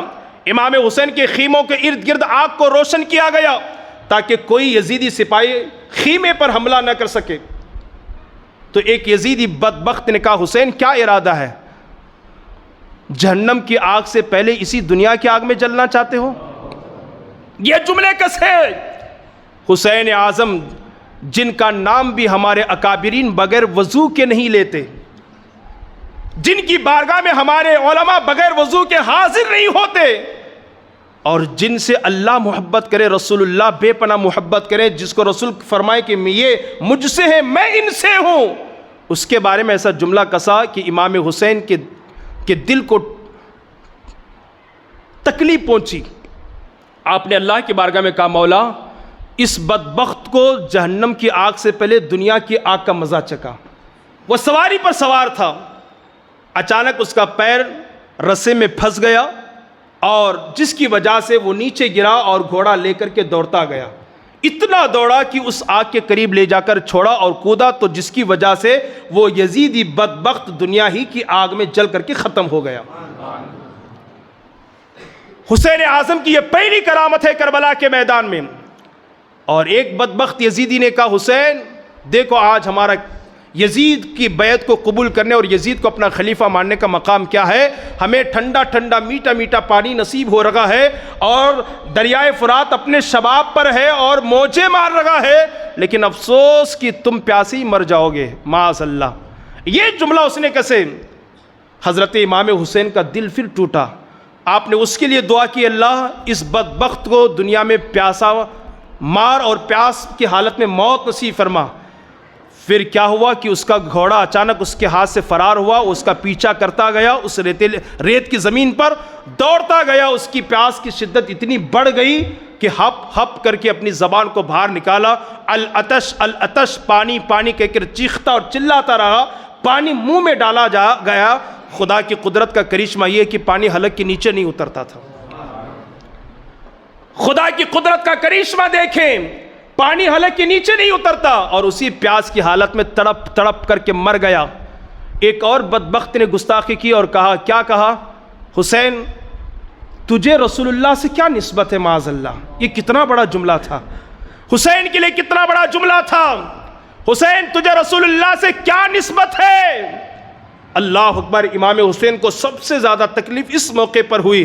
اللہ کے رسول کے نواسے نے دعا کی، مولا اسے ذلت اور رسوائی کی موت نصیب فرما۔ وہ بدبخت پاخانے کے لیے، ٹوائلٹ کے لیے گیا، اور جیسی وہ پاخانے کے لیے بیٹھا تو ایک زہریلے بچو نے اسے ڈنک مارا۔ اتنا خطرناک زہریلا بچو تھا کہ اس کے زہر کا اثر فوراً اس کے بدن میں سرایت کر گیا، اور وہ اسی اپنی گندی نجاست میں پڑ کر کے لت پت ہو گیا۔ اسی حالت میں دوڑتا ہوا بھاگتا ہوا اپنی فوج کے پاس آیا، اور برہنہ ہو کر، شرمگاہ دکھاتے ہوئے ننگا ہو کر ذلت اور رسوائی کی موت مر گیا۔ امام حسین کی گستاخی کرنے والوں کے لیے امام حسین نے اس وقت ہلاکت اور بربادی کی بد دعا فرمائی تھی۔ آج ہمارا نوجوان کیا سوچتا ہے؟ میں اگر ان کی گستاخی کروں تو کیا مجھے ان کی بارگاہ سے پھٹکار نہ ملے گی؟ آج کا مسلمان کیا سوچتا ہے کہ اگر میں ان کے نام پر شہادت کے موقع پر ڈھول بجاؤں، ناچوں اور پنجوں کو لے کر گلی گلی گھوموں تو کیا اللہ کا غضب اور قہر مجھ پر نازل نہ ہوگا؟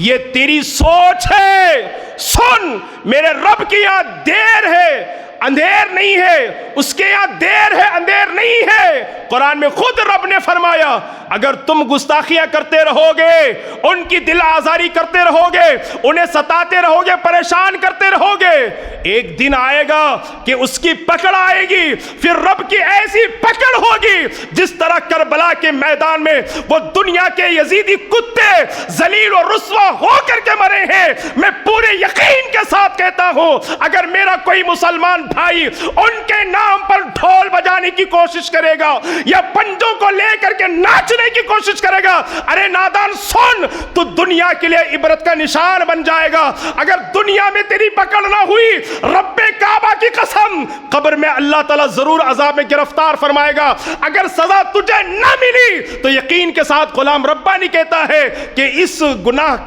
کی سزا تیری نسل اٹھائے گی اور تیری اولاد اس کی سزا بھگتے گی۔ اس لیے ہاتھ جوڑ کر نماز رسول کا واسطہ دے کر غلام ربانی آپ سے ریکویسٹ اور گزارش کرتا ہے، التجا اور اپیل کرتا ہے، چھوڑ دیجئے سارے خرافات کو ان کے نام پر، انہیں بدنام کرنا چھوڑ دیجئے۔ ہماری حالت کیا ہے؟ کتنے گئے گزرے ہیں، جتنا بدنام اسلام کو اپنوں نے کیا ہے، غیروں سے اتنا اسلام بدنام نہیں ہوا ہے۔ یہ جاہل لوگ، یہ فاسق و فاجر لوگ، یہ شرابی اور سود خور لوگ، رشوت خور لوگ، اور صبح اٹھ کر کے گالی گلوچ بکنے والے، جنہیں اپنی شرمگاہ اور ستر کی حفاظت کی کوئی پرواہ نہیں ہے، یہ ایسے جاہل گوار لوگ محرم کے مہینے میں آ کر کہتے ہیں معاذ اللہ مجھ میں فاطمہ سما جاتی ہے، حسن و حسین آ جاتے ہیں، علی آ جاتے ہیں۔ ارے ظالم، تو کس زبان سے کس کی بات کر رہا ہے؟ ارے جس فاطمہ کے گھر میں بغیر اجازت، ارے فرشتے تو فرشتے ہیں، فرشتوں کا سردار نہیں آتا ہے، وہ تیرے بدن میں سما جائیں گی، تو کس کی بات کر رہا ہے؟ ارے کس کی بات کر رہا ہے؟ ارے وہ گھرانہ ہے، وہ گھرانہ ہے، وہ گھرانہ ہے۔ میرا امام کہتا ہے سیدہ بی بی فاطمہ کے بارے میں، وہ اتنی باحیا تھی، اتنی با پردہ تھی کہ ان کے بالوں کی سیاہی کو کبھی چاند و سورج نے بھی نہیں دیکھا ہے۔ تم اس کی بات کرتے ہو؟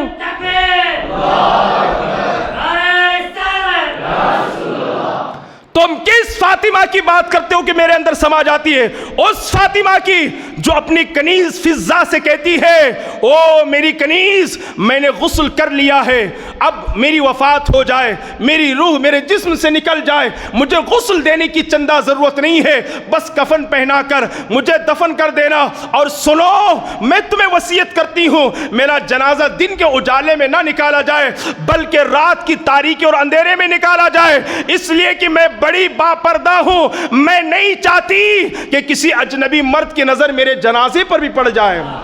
تم کس فاطمہ کی بات کرتے ہو؟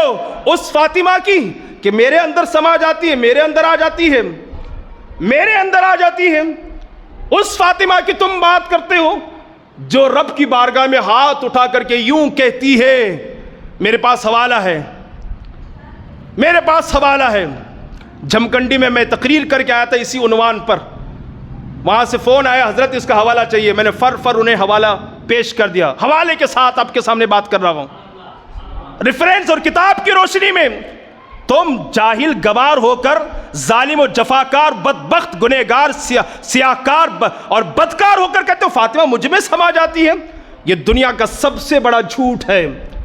تم فاطمہ کو بدنام کرتے ہو، میرے نبی کی لاڈلی بیٹی کو بدنام کرتے ہو، اللہ اکبر کبیرہ۔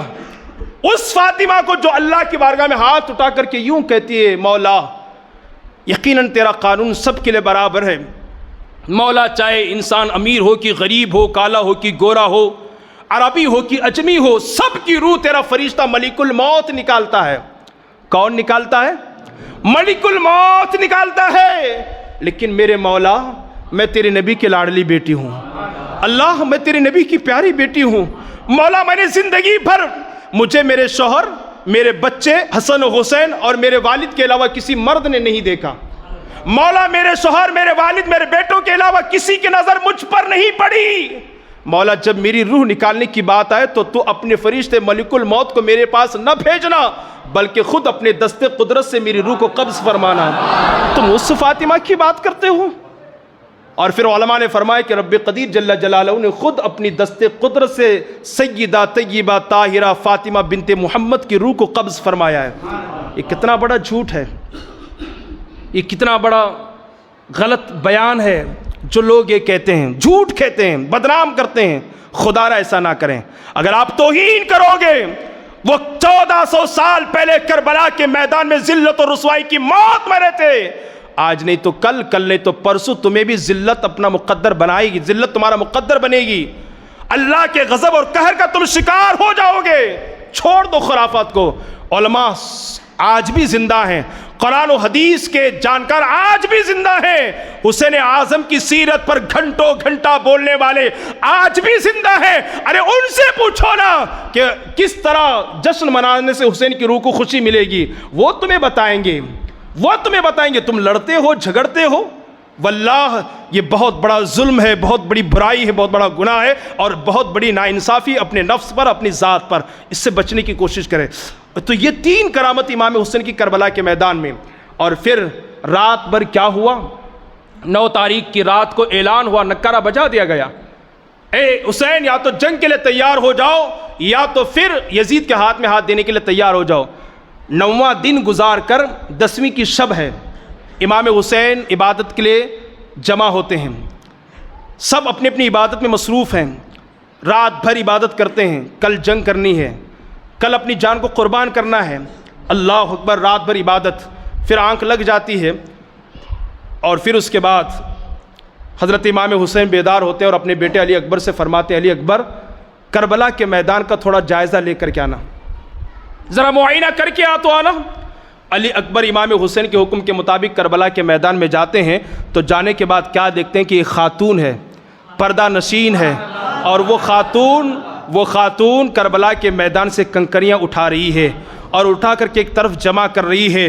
اللہ اللہ، حضرت علی اکبر اپنے آقا کی بارگاہ میں، اپنے والد محترم کی بارگاہ میں آتے ہیں، ابا حضور میں نے کربلا کے میدان کا معائنہ کر لیا ہے، پورا میدان خالی ہے، لیکن ایک عزت مآب پردہ نشین خاتون ہے اور کنکریاں اٹھا رہی ہے۔ ابا حضور پتہ نہیں کون ہے، نہ اس نے اپنا چہرہ دکھایا، نہ کوئی کلام کوئی بات چیت کی ہے۔ اللہ اکبر، حسین اعظم کے آنکھوں سے آنسوں کے قطرے ٹپکتے ہیں۔ میرے آقا حسین فرماتے ہیں وہ علی اکبر وہ میری امی جان بی بی فاطمہ ہے۔ اللہ اکبر، وہ اس لیے کنکریاں اٹھا رہی ہے کہ کل میری لاش وہیں پڑے گی، مجھے وہیں قربان کر دیا جائے گا، کوئی کنکر میرے جسم میں چپ کر کے مجھے اذیت نہ پہنچائے۔ میری ماں فاطمہ میدان کو صاف کر رہی ہے۔ اللہ اکبر، رات بھر عبادت میں گزرتی ہے، جیسی فجر کا سورج طلوع ہوتا ہے، صبح کی سویدی نمودار ہوتی ہے، پھر نکارہ بجا دیا جاتا ہے۔ امام حسین اتمام حجت کے لیے یزیدیوں کے سامنے آتے ہیں اور آ کر کہتے ہیں ارے یزیدیوں، تم کس کے خون کے پیاسے ہو، کس کے خون سے اپنے ہاتھوں کو رنگنا چاہتے ہو؟ اب بھی اپنی دولت کی محبت کو دلوں سے نکال کر کے دیکھو، تمہارے سامنے کون سا قبیلہ ہے، کون سا خاندان ہے، کس کی اولاد ہے؟ اللہ اکبر کبیرہ، یہ کوئی باتوں کا اثر نہ ہوا، لیکن ان یزیدیوں میں ایک تھے جن کا نام حر بن یزید ہے۔ اللہ اللہ، امام حسین کی گفتگو اور تقریر ان کے دل پر مؤثر ہو گئی، اثر کرنے لگی۔ اللہ اللہ، تھر تھر کانپنے لگے۔ یزیدیوں نے دیکھ کر پوچھا حر، تم تو بڑے بہادر ہو، بڑے طاقتور ہو، اور تم تو جس جنگ میں جاتے ہو فتح اور کامیابیاں تمہارے ساتھ ہوتی ہے، کیا بات ہے کربلا کے میدان میں تمہارے جسم کے رونگٹے کھڑے ہو رہے ہیں، تمہارے بدن میں کپ کپی سی پیدا ہو رہی ہے؟ حر نے فرمایا نادانو، میرے ایک طرف جنت ہے، دوسری طرف دوزخ ہے، میں فیصلہ کر نہیں پا رہا ہوں، آیا دوزخ میں جاؤں یا جنت میں جاؤں؟ یہ کہہ کر آپ نے اپنے گھوڑے کو ایڑ لگائی اور اسے بھگا کر حسین کی بارگاہ میں آتے ہیں۔ فوراً قدم بوسی کرنے کے بعد عرض کرتے ہیں حضور میری گستاخی کو معاف فرمائیں، مجھے معاف کریں، تھوڑی دیر میں ان کے ساتھ تھا، میرے آنکھوں پر پردہ پڑ چکا تھا اور دل میں دنیا کی محبت غالب آ چکی تھی۔ آپ کی تقریر نے میرے دل میں انقلاب برپا کر دیا ہے، حضور مجھے معاف کرا دیں، کیا مجھے جہنم سے نجات مل سکتی ہے؟ میرے آقا حسین نے فرمایا حر، تمہارا نام حر ہے اور حر کے معنی ہوتے آزاد، اور میرے نبی نے مجھے جنتی نوجوانوں کا سردار بنایا ہے، جاؤ آج میں تمہیں بشارت دیتا ہوں، تم بھی دنیا اور آخرت کے آگ سے آزاد ہو، جہنم کی آگ سے آزاد ہو۔ ابھی گفت و شنید کا سلسلہ جاری تھا، ایک یزیدی میدان کربلا میں آتا ہے اور پکار کر کہتا ہے کوئی جو میرا مقابلہ کرے، ہے کوئی جو میرے تلوار کا مزہ لینا چاہے؟ حضرت حر ہیں، ابھی بات چیت ہو رہی ہے، ابھی گفت و شنید کا سلسلہ چل رہا ہے۔ حضرت امام حسین سے اجازت طلب کی اور فوراً کربلا کے میدان میں آئے اور اپنی بہادری کا وہ جلوہ آپ نے دکھایا۔ میں اختصار کے ساتھ عرض کروں کہ چند ہی منٹوں یا گھنٹوں میں حضرت جناب حر نے 120 یزیدیوں کو واصل جہنم کر دیا، جہنم پہنچا دیا، گاجر مولی کی طرح کاٹ کر کے رکھ دیا۔ ایک نفیس بات میں آپ کے سامنے عرض کروں، حر کو آئے ہوئے ابھی 10 ہی منٹ ہوئے ہیں یا 5 ہی منٹ ہوئے ہیں، یزیدیوں سے جدا ہو کر کے صرف 10 منٹ ہوئے ہیں، اور امام حسین سے صرف انہوں نے 2-3 لمحے یا 2-3 منٹ ہی گفتگو کی ہے۔ طاقت کا عالم یہ ہے، قوت کا عالم یہ ہے کہ چند ہی منٹوں میں یا گھنٹوں میں 120 یزیدیوں کو واصل جہنم کر دیا۔ ارے مسلمانوں سوچو، جو حسین سے 2 منٹ بات کر لے اس کی بہادری کا عالم یہ ہے کہ چند منٹوں میں 120 کو واصل جہنم کر دے، اور جو خود حسین ہے تو اس کی طاقت کا عالم کیا ہوگا، اس کی بہادری کا عالم کیا ہوگا۔ حضرت جناب حر نے 120 لوگوں کو واصل جہنم کیا، ختم کرنے کے بعد اس کے بعد آپ خود اللہ کو پیارے ہو گئے۔ ظالموں نے ایک ساتھ آپ پر تیر و تلوار چھوڑنا شروع کیا، آپ اللہ کو پیارے ہو گئے، جام شہادت آپ نے نوش فرمایا، ان للہ و انا الیہ راجعون۔ اللہ تعالیٰ ان کی تربت انور پر ہزار ہزار نعمتیں نازل فرمائے، اللہ ان کے صدقے ہم سب کی مغفرت فرمائے۔ اور پھر اس کے بعد حضرت جناب وہب بن عبداللہ کلبی رضی اللہ تعالی عنہ، یہ بھی ایک نوجوان ہیں، جوان ہیں، اور یہ حسین کی بارگاہ میں حاضر ہوتے ہیں، اور یہ بھی جو ہے وہ اللہ کے رسول کے نام پر اور اللہ کے نام پر مر مٹنے کی اجازت طلب کرتے ہیں۔ اور یہاں رک کر کے میں تھوڑی سی بات عرض کروں، وہب بن عبداللہ کلبی کون ہے؟ اپنی بوڑھی ماں کے اکلوتے بیٹے ہیں۔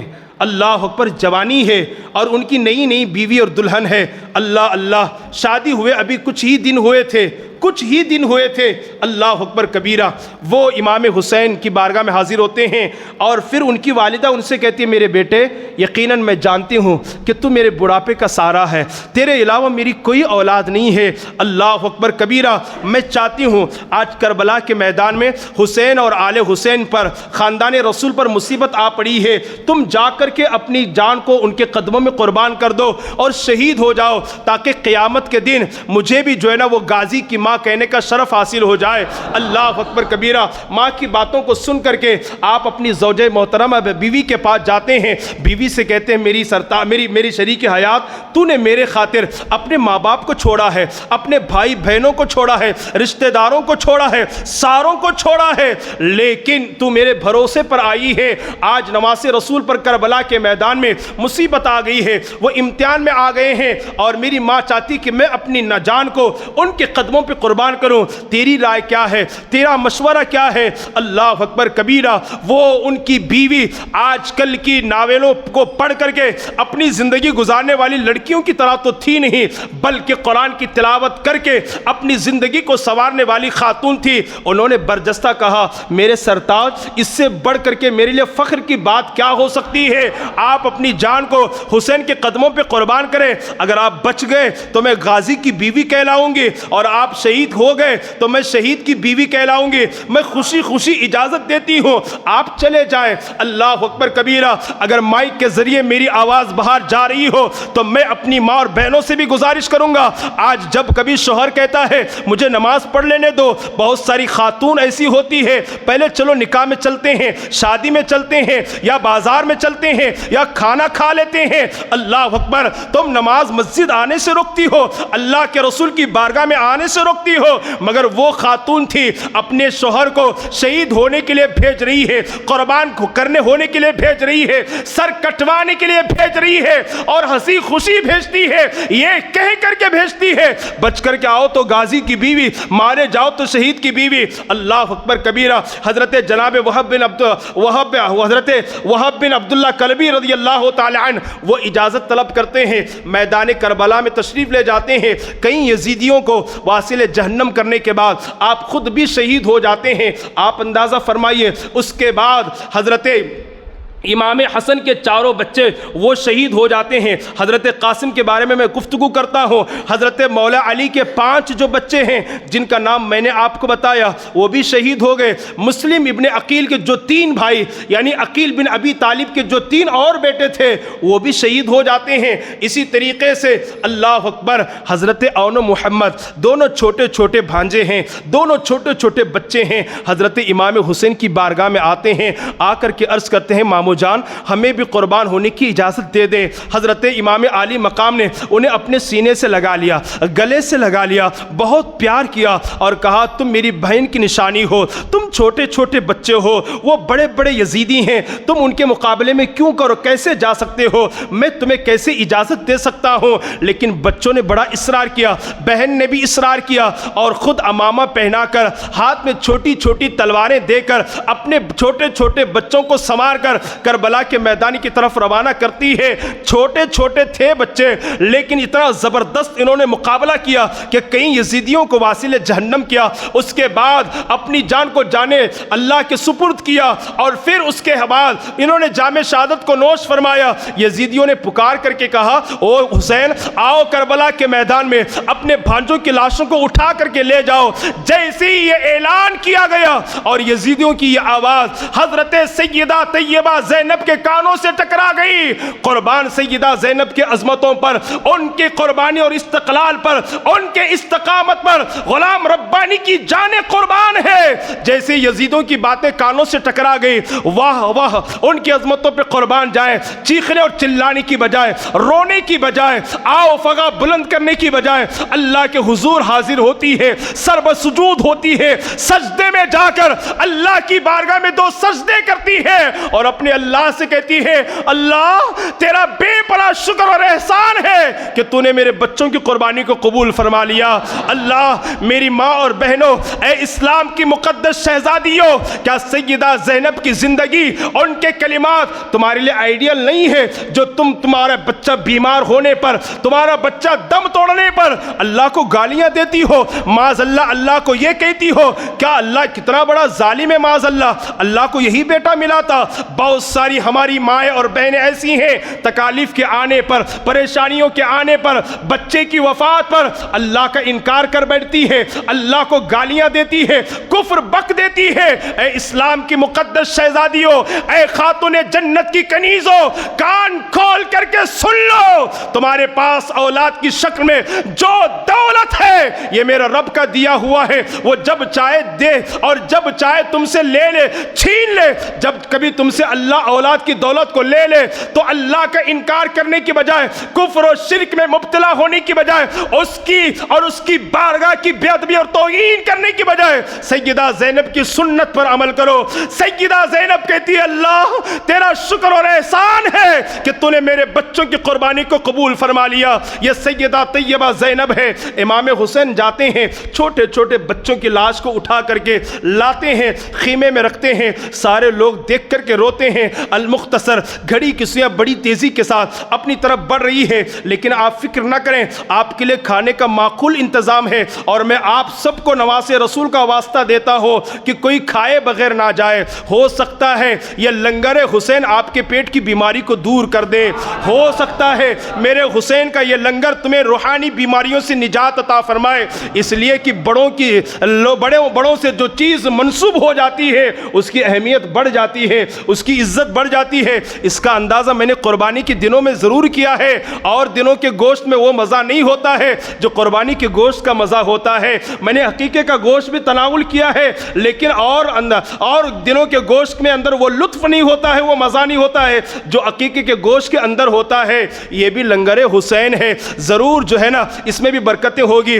اللہ میں اپنی گفتگو کو ختم کرنے کی کوشش کر رہا ہوں، بس میں سمیٹنے کی کوشش کر رہا ہوں، آپ توجہ کے ساتھ سماعت فرمائے۔ حضرت اور محمد کے بعد حضرت قاسم بن حسن یہ جاتے ہیں، عرض کرتے ہیں چاچا جان مجھے اب اجازت عطا فرمائے کہ میں اپنی جان کو آپ کے قدموں پہ قربان کر دوں۔ اللہ اکبر کبیرہ۔ حضرت امام حسین نے فرمایا میرے بھائی حسن کے تم ایک علامت ہو، تم میرے بھتیجے ہو، اور تم کو میں کیسی اجازت دے سکتا ہوں؟ 1000 کوشش کے باوجود بھی امام حسین نے اپنے بھتیجے کو منع کر دیا، منع کیا۔ سیدہ زینب کے کہنے پر بھی، شہر بانو کے کہنے پر بھی امام حسین نے حضرت قاسم بن حسن کو اجازت عطا نہ فرمائی۔ اچانک حضرت قاسم بن حسن کو ایک بات یاد آ گئی اپنے والد کی۔ حسن نے مجتبیٰ نے ایک تعویذ بنا کر کے اور اسے اچھے طریقے سے سجا سنوار کر کے حضرت قاسم کے بازو پہ لگا دیا تھا اور کہا تھا بیٹا جب تم پر کوئی بڑی مصیبت آ جائے یا میرے بھائی حسین پر کوئی بڑی مصیبت آ جائے اس وقت اسے کھول کر کے پڑھ لینا۔ تو کہا کہ اس سے بڑی مصیبت اور کیا ہو سکتی ہے، اس سے بڑی پریشانی اور کیا ہو سکتی ہے؟ آپ نے تعویذ کو کھولا تو دیکھا کہ اللہ اکبر، اس میں امام حسن مجتبیٰ نے لکھا تھا کہ کربلا کے میدان میں جب میرا حسین مصیبتوں میں گرفتار ہو جائے تو ان کے قدموں پر اپنی جان کو قربان کر دینا۔ کہ اب یقین ہے میری تو نہیں مانے، اجازت نہ عطا فرمائی، بھائی کی تو سنیں گے، اور جا کر کے وہ تعویذ دکھا دی جس میں لکھا گیا تھا حسین میرے بیٹے قاسم کو اپنے قدموں پہ قربان ہونے کی اجازت دے دینا۔ حضرت امام حسین نے جب بھائی کا خط پڑھا اور تعویذ کو پڑھا تو آپ نے مجبوراً اجازت عطا فرمائی۔ حضرت قاسم بن حسن میدان میں تشریف لے گئے۔ اللہ اکبر کبیرہ، قاسم ہے، جوان ہے، شیر خدا کا شیر ہے۔ اللہ اللہ، یزیدیوں کو پکار کر کہتے ہیں کوئی جو میرا مقابلہ کرے، کسی کی ہمت نہیں ہے۔ 22,000 کا لشکر جرار ہے، کھا پی کر کے آسودہ ہیں، 3 دن کے بھوکے پیاسے شیر کا مقابلہ کرنے کی جرأت نہیں ہے، سامنے کھڑے ہونے کی ہمت نہیں ہے۔ اللہ اللہ، آپ ذرا سوچیں اور اندازہ لگائیں، آپ نے خود پکارا، اس کے بعد جب دیکھا کہ یزیدیوں کی طرف سے کوئی جانے کے لیے تیار نہیں ہے، عمرو ابن سعد نے، شامی سہ سوار پہلوان، کو ارزق اس کا نام غالباً ہے، اس سے کہا یار تیری طاقت کے چرچے تو بہت ممالک میں ہے اور تو تنہا 1000 کے برابر ہے، جا پکار رہا ہے، جا اس کے مقابلے میں۔ وہ جو شہ سوار تھا شام کا، اس نے کہا تو میری توہین کرتا ہے اور یہ چاہتا ہے کہ اس بچے کے مقابلے میں جاؤں؟ اگر تو اتنا ہی اصرار کرتا ہے تو سن، میرے 4 طاقتور بڑے بہادر نوجوان بیٹے ہیں، میں ان کو بھیجتا ہوں۔ اللہ اکبر، پہلے ایک بیٹے کو بھیجا، حضرت قاسم نے اس کا کام تمام کر دیا، اور کیسے کیا یہ بتانے کا وقت میرے پاس نہیں ہے۔ دوسرا بیٹا آیا، اس نے اس کا کام تمام کر دیا۔ تیسرا بیٹا آیا، اس کا بھی کام تمام کر دیا۔ چوتھا بیٹا آیا، اس کا بھی کام تمام کر دیا، اور اس کی تلوار کو اپنے ہاتھ میں حضرت قاسم نے لے لیا۔ اس کے بعد اس کا جو باپ تھا، جو تنہا 1000 لشکر کے برابر تھا، 1000 پہلوانوں کے لیے کافی تھا، وہ کود پڑا، تو نے میرے 4 بچوں کو قتل کیا ہے، انہیں واصل جہنم کیا ہے اور جہنم پہنچا دیا ہے، اب تو قتل ہونے کے لیے، مرنے کے لیے تیار ہو جا، اس لیے کہ میری طاقت و قوت کے ڈنکے شام اور عراق کے جیسے علاقوں میں بجتے ہیں، میں تنہا 1000 کے برابر ہوں۔ اللہ اکبر کبیرہ۔ لڑنے سے پہلے اس کی نظر حضرت قاسم بن حسن کی تلوار پر پڑی، ارے یہ تو میرے بیٹی کی تلوار ہے، یہ تیرے ہاتھ کیسے آ گئی؟ حضرت قاسم نے مسکرا کر کے فرمایا، تیرے بیٹے نے ہی مجھے دیا ہے تاکہ اسی سے میں تیرا کام تمام کروں۔ اللہ اکبر کبیرہ۔ آپ اندازہ فرمائے، وہ آگے بڑھا، یہ آگے بڑھے، ابھی مقابلہ ہونا ہی چاہ رہا تھا۔ حضرت قاسم نے فرمایا، تو اتنا بڑا اپنے آپ کو بہادر کہلواتا ہے، لیکن صحیح سے تجھے پیر بھی رکھنا نہیں آتا ہے، دیکھ تیرا پیر کہاں پھنسا ہوا ہے۔ وہ جیسے جھکتا ہے، حضرت قاسم نے اس کی کمر پر ایک ایسی ضرب لگائی کہ 2 حصوں میں بٹ گیا، 2 حصوں میں بٹ گیا۔ اس کے بعد حضرت قاسم نے پھر للکارا، ہے کوئی یزیدی جو میرا مقابلہ کر سکے، میرے سامنے آ سکے؟ کسی کی جرات نہ ہو سکی۔ آپ خود سواری کو لے کر کے یزیدی لشکر میں جاتے ہیں اور گاجر مولی کی طرح یزیدیوں کو واصل جہنم کرتے رہے۔ عمرو ابن سعد نے پکار کر کے کہا، ارے لوگو، یہ شیر خدا کا شیر ہے، اسے معمولی نہ سمجھو، اس کے رگوں میں رسول اللہ کا خون دوڑ رہا ہے، تم ایک ایک کر کے جاؤ گے، یہ سارے یزیدیوں کو گاجر مولی کی طرح کاٹ کر کے ختم کر دے گا، ایک ساتھ حملہ کرو۔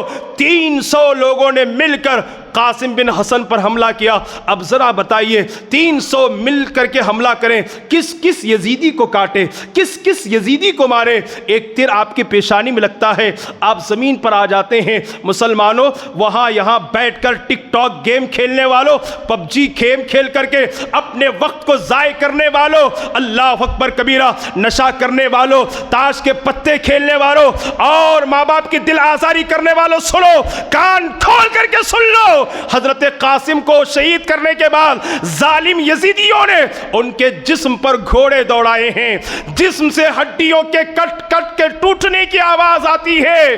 پکار کر کہا، حسین آؤ، اپنے بھتیجے قاسم کی لاش کو لے کر کے جاؤ۔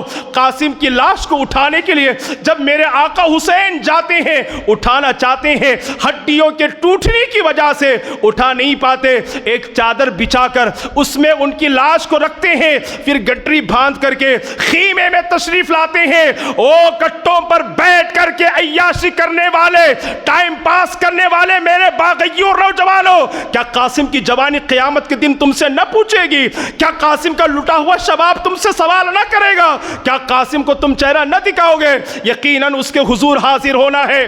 بدل ڈالو اپنے انداز رویش کو، بدل ڈالو اپنی زندگی کو، اور پلٹ آؤ قاسم کی کے قدموں پر۔ اللہ اکبر کبیرہ۔ حضرت قاسم کی لاش کو اٹھا کر امام حسین خیمے میں لاتے ہیں، زار و قطار رونا شروع ہو جاتا ہے۔ اس کے بعد حضرت عباس علم بردار ہیں، عرض کرتے ہیں، اے میرے بھائی، مجھے بچوں کا پیاس دیکھا نہیں جا رہا ہے۔ علی اصغر دیکھے نا، ماں کا دودھ بھی ختم ہو چکا ہے اور ان کے چھاتی کے سمندر میں ایک قطرہ دودھ بھی نہیں ہے، کھانا نہ ہونے کی وجہ سے، پانی نہ ہونے کی وجہ سے، اس لیے وہ پیاس کی وجہ سے کبھی گود میں روتے ہیں، بلک بلک کر کے روتے ہیں، اور اللہ اکبر، کبھی تو اپنی ماں کے چہرے کو حسرت بری نگاہوں سے دیکھتے ہیں، اور کبھی تو اپنی خشک زبان کو اپنے سوکھے سوکھے ہونٹوں پر پھیرتے ہیں۔ اللہ اکبر کبیرہ۔ میرے بھائیوں، سوچو، 6 ماہ کا دودھ پیتا بچہ جب ماں کی گود میں بلک رہا ہو، ایڑیاں رگڑ رگڑ کر کے رو رہا ہو،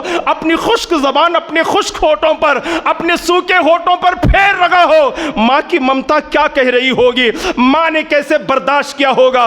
بھائیوں نے کیسے برداشت کیا ہوگا؟ مجھے اچھا تجربہ ہے، میں نے ایک جمعہ میں بھی کہا تھا، میں ایک مدرسہ دارالعلوم کنز الایمان کا پرنسپل ہوں اور کئی سالوں سے مدرسہ پڑھا رہا ہوں۔ بچے جب ہاسٹل میں آتے ہیں، باپ چھوڑ کر کے جاتا ہے، بیٹے کو تو رونے لگتا ہے، ماں جب چھوڑ کر کے جاتی ہے رونے لگتی ہے۔ حالانکہ آج کے دور میں مدارس اسلامیہ میں بچوں کو عربی اور فارسی کے ساتھ ساتھ دنیاوی تعلیم بھی دی جاتی ہے، کنڑا بھی پڑھایا جاتا ہے، انگریزی بھی پڑھائی جاتی ہے، کمپیوٹر کی تعلیم بھی دی جاتی ہے، حساب و کتاب کی بھی تعلیم دی جاتی ہے، اور دیگر علوم و فنون سے آراستہ کیا جاتا ہے۔ گھر سے اچھا کھانا بھی ملتا ہے اور پانی کے لیے پینے کے لیے معقول انتظام ہوتا ہے۔ باوجود اس کے جب کوئی باپ اپنے بیٹے کو مدرسہ چھوڑ کے جاتا ہے، اس کی آنکھیں نم ہوتی ہے۔ میں اپنے بیٹے کو چھوڑ کر کے جا رہا ہوں، بیٹا روتا ہے، ماں روتی ہے۔ ذرا سوچئے، مدرسہ چھوڑنا ہو تو باپ رو رہا ہے، مدرسہ چھوڑنا ہو تو ماں کی آنکھیں نم ہو رہی ہے۔ کربلا کے میدان میں سر کٹوانے کے لیے وہ اپنے بچوں کو بھیج رہے ہیں، تو دل پر کتنا بڑا پتھر انہوں نے رکھا ہوگا، اپنے جذبات پر کیسے کنٹرول کیا ہوگا۔ اللہ اکبر۔ عباس علمبردار کہتے ہیں، میرے بھائی، مجھے علی اصغر کی سوکھی ہوئی زبان دیکھی نہیں جاتی اور بی بی سکینہ کی شدت پیاس مجھے برداشت نہیں ہوتی، مجھے اجازت عطا فرمائے تاکہ میں پانی لے کر کے آؤں۔ کافی اصرار کے بعد آپ نے اجازت عطا فرمائی۔ عباس علمبردار سواری پر سوار ہوتے ہیں، یزیدیوں کے سامنے جاتے ہیں اور جا کر کہتے ہیں، نادانو، تمہارے دل کتنے سخت ہو چکے ہیں، تمہاری دشمنی ہم بڑوں سے تو ہو سکتی ہے لیکن تمہارے گھر میں بھی چھوٹے چھوٹے بچے ہوں گے، دودھ پیتے بچے ہوں گے، اللہ اکبر، ان بچوں پر تو رحم کرو، ہمیں پانی نہ دو، کوئی بات نہیں ہے، علی اصغر کو چند قطرے پانی کے دے دو، اس بچے کی جان بچ جائے گی۔ اللہ اللہ، لوگوں نے پانی دینے سے انکار کیا۔ عمرو ابن سعد نے اعلان کیا، اے یزیدیو، اگر ایک قطرہ پانی بھی حسینی خیمے میں پہنچ گیا تو وہ سارے یزیدیوں کو ختم کر دیں گے، کوئی پانی کا قطرہ جانے نہ پائے۔ اللہ اللہ، آپ اندازہ فرمائیے، حضرت عباس علمبردار خود نہر فرات میں تشریف لے جاتے ہیں اور مشکیزے کو بھرتے ہیں، چلو میں پانی لے کر پینا چاہا، یہ سکینہ کی پیاس یاد آ گئی، علی اصغر کے رگڑتے ہوئے قدم یاد آ گئے، کہا جب تک کہ میں ان بچوں کے حلق کو میں سیراب نہ کروں گا، پانی میں اپنے حلق کے نیچے نہیں اتار سکتا۔ اور پھر آپ نے سواری کو اجازت عطا فرمائی کہ پانی پی لے، وہ گھوڑا بھی کئی دنوں سے پیاسا ہے، زبان حال سے اس نے سر ہلا کر کے منع کر دیا۔ جانور خاندان رسول کے حالت کو سمجھ رہا ہے، یہ انسان ہے جو نہیں سمجھ رہا ہے۔ آپ بالآخر لے کر کے جب نکلتے ہیں تو یزیدیوں نے اعلان کر دیا، عمرو ابن سعد نے پکار کر کے کہا، اگر یہ مشکیزہ پانی کا پہنچ گیا، یہاں سے کوئی یزیدی زندہ واپس نہیں جا سکتا۔ تیروں کی برسات ہو گئی اور ایک یزیدی نے آپ کے بازو پر ایسا وار کیا، آپ کا بازو کٹ گیا، آپ نے اس مشکیزے کو اپنے اس بازو پر لے لیا، پھر ایک نے آپ پر حملہ کیا تو یہ بھی کٹ گیا، اور بڑی مشکل سے آپ نے اس مشکیزے کو اپنے ہونٹوں میں اپنے دانتوں سے پکڑ لیا، منہ میں پکڑ لیا، لے کر کے بڑھتے رہے، آگے بڑھتے رہے۔ ایک بدبخت یزیدی نے ایسا تیر چلایا کہ وہ مشکیزے کو چیرتا ہوا امام حسین کے سینے سے پار ہو گیا۔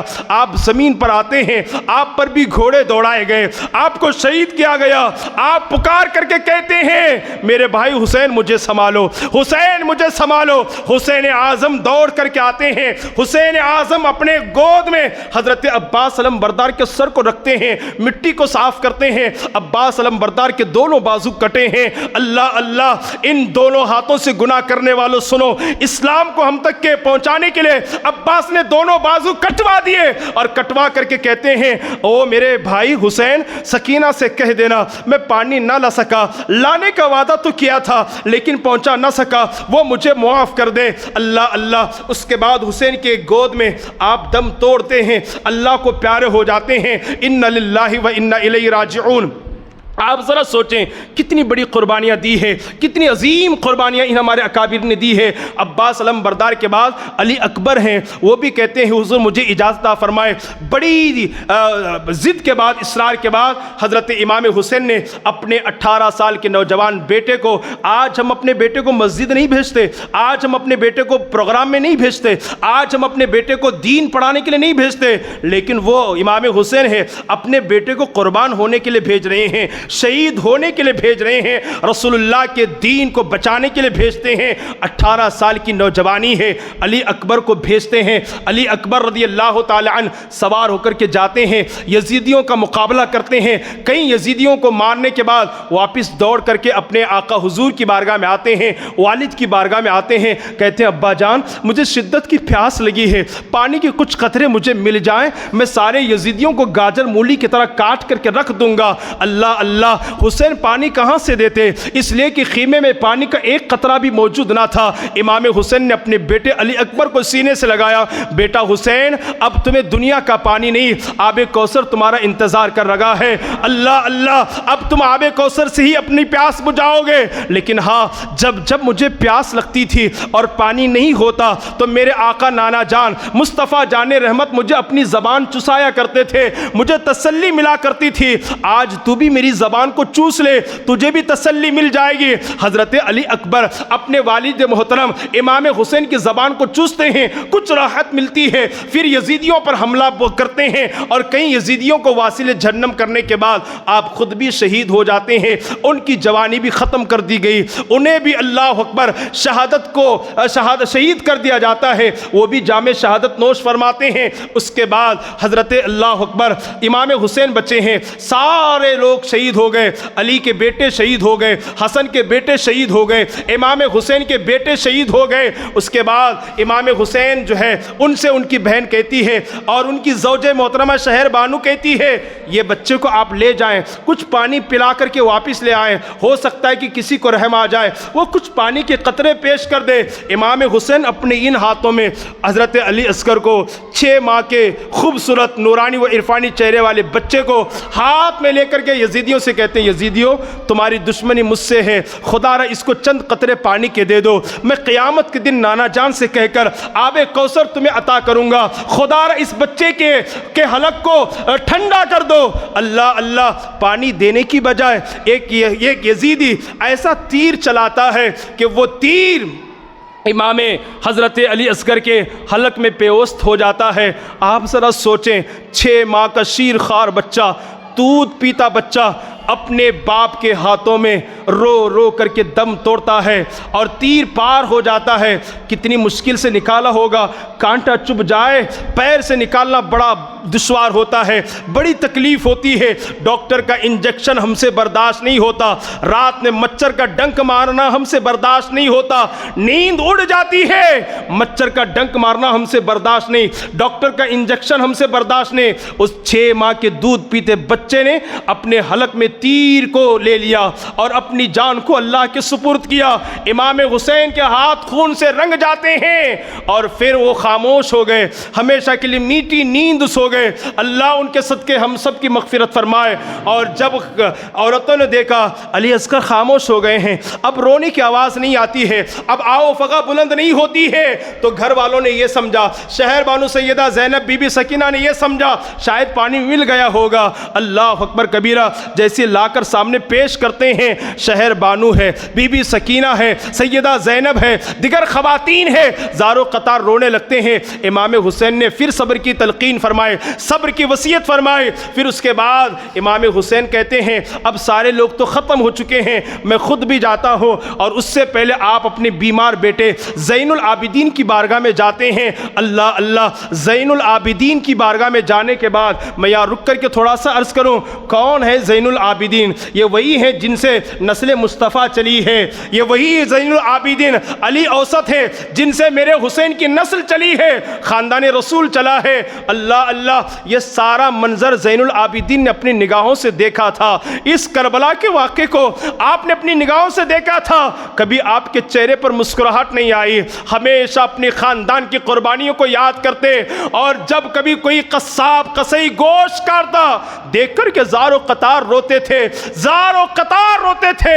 جب لوگوں کو, مدینے کے لوگوں کو معلوم پڑا کہ گوشت کو کٹتے ہوئے گوشت کو دیکھ کر زین العابدین اپنے آپ پر قابو نہیں کر پاتے ہیں, زاروں قطار روتے ہیں, تو ان کے آتے ہی گوشت پر کپڑے ڈال دیتے تھے, گوشت کو چھپا دیا کرتے تھے. آپ ذرا سوچو اور اندازہ لگاؤ, ایک مرتبہ امام زین العابدین نے ایک قصائی سے پوچھ ہی لیا, ذرا بتاؤ تم جانور کو ذبح کیسے کرتے ہو؟ تو قصاب نے کہا حضور ہم پہلے جانور کو لٹاتے ہیں, پھر پانی پلاتے ہیں, پھر اللہ کا نام لیتے ہیں اور ذبح کرتے ہیں. اللہ اللہ, اتنا سننا تھا, زین العابدین کی آنکھیں نم ہو گئی. لوگوں تم تو جانور کو پانی پلا کر کے ذبح کرتے ہو, لیکن کربلا کے میدان میں ان یزیدیوں نے میرے پاپا جان کو 3 دن پیاسا اور بھوکا رکھ کر کے ذبح کیا تھا, 3 دن کا بھوکا اور پیاسا رکھ کر کے قربان کیا تھا.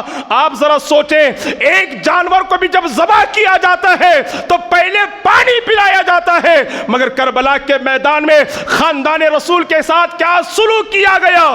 3 دن تک بھوکا اور پیاسا رکھ کر کے ان کے سروں کو ان کے جسموں سے جدا کیا گیا, انہیں خاک و خون میں تڑپایا گیا, انہیں ذبح کیا گیا اور ان کے خون سے اپنے ہاتھوں کو رنگا گیا.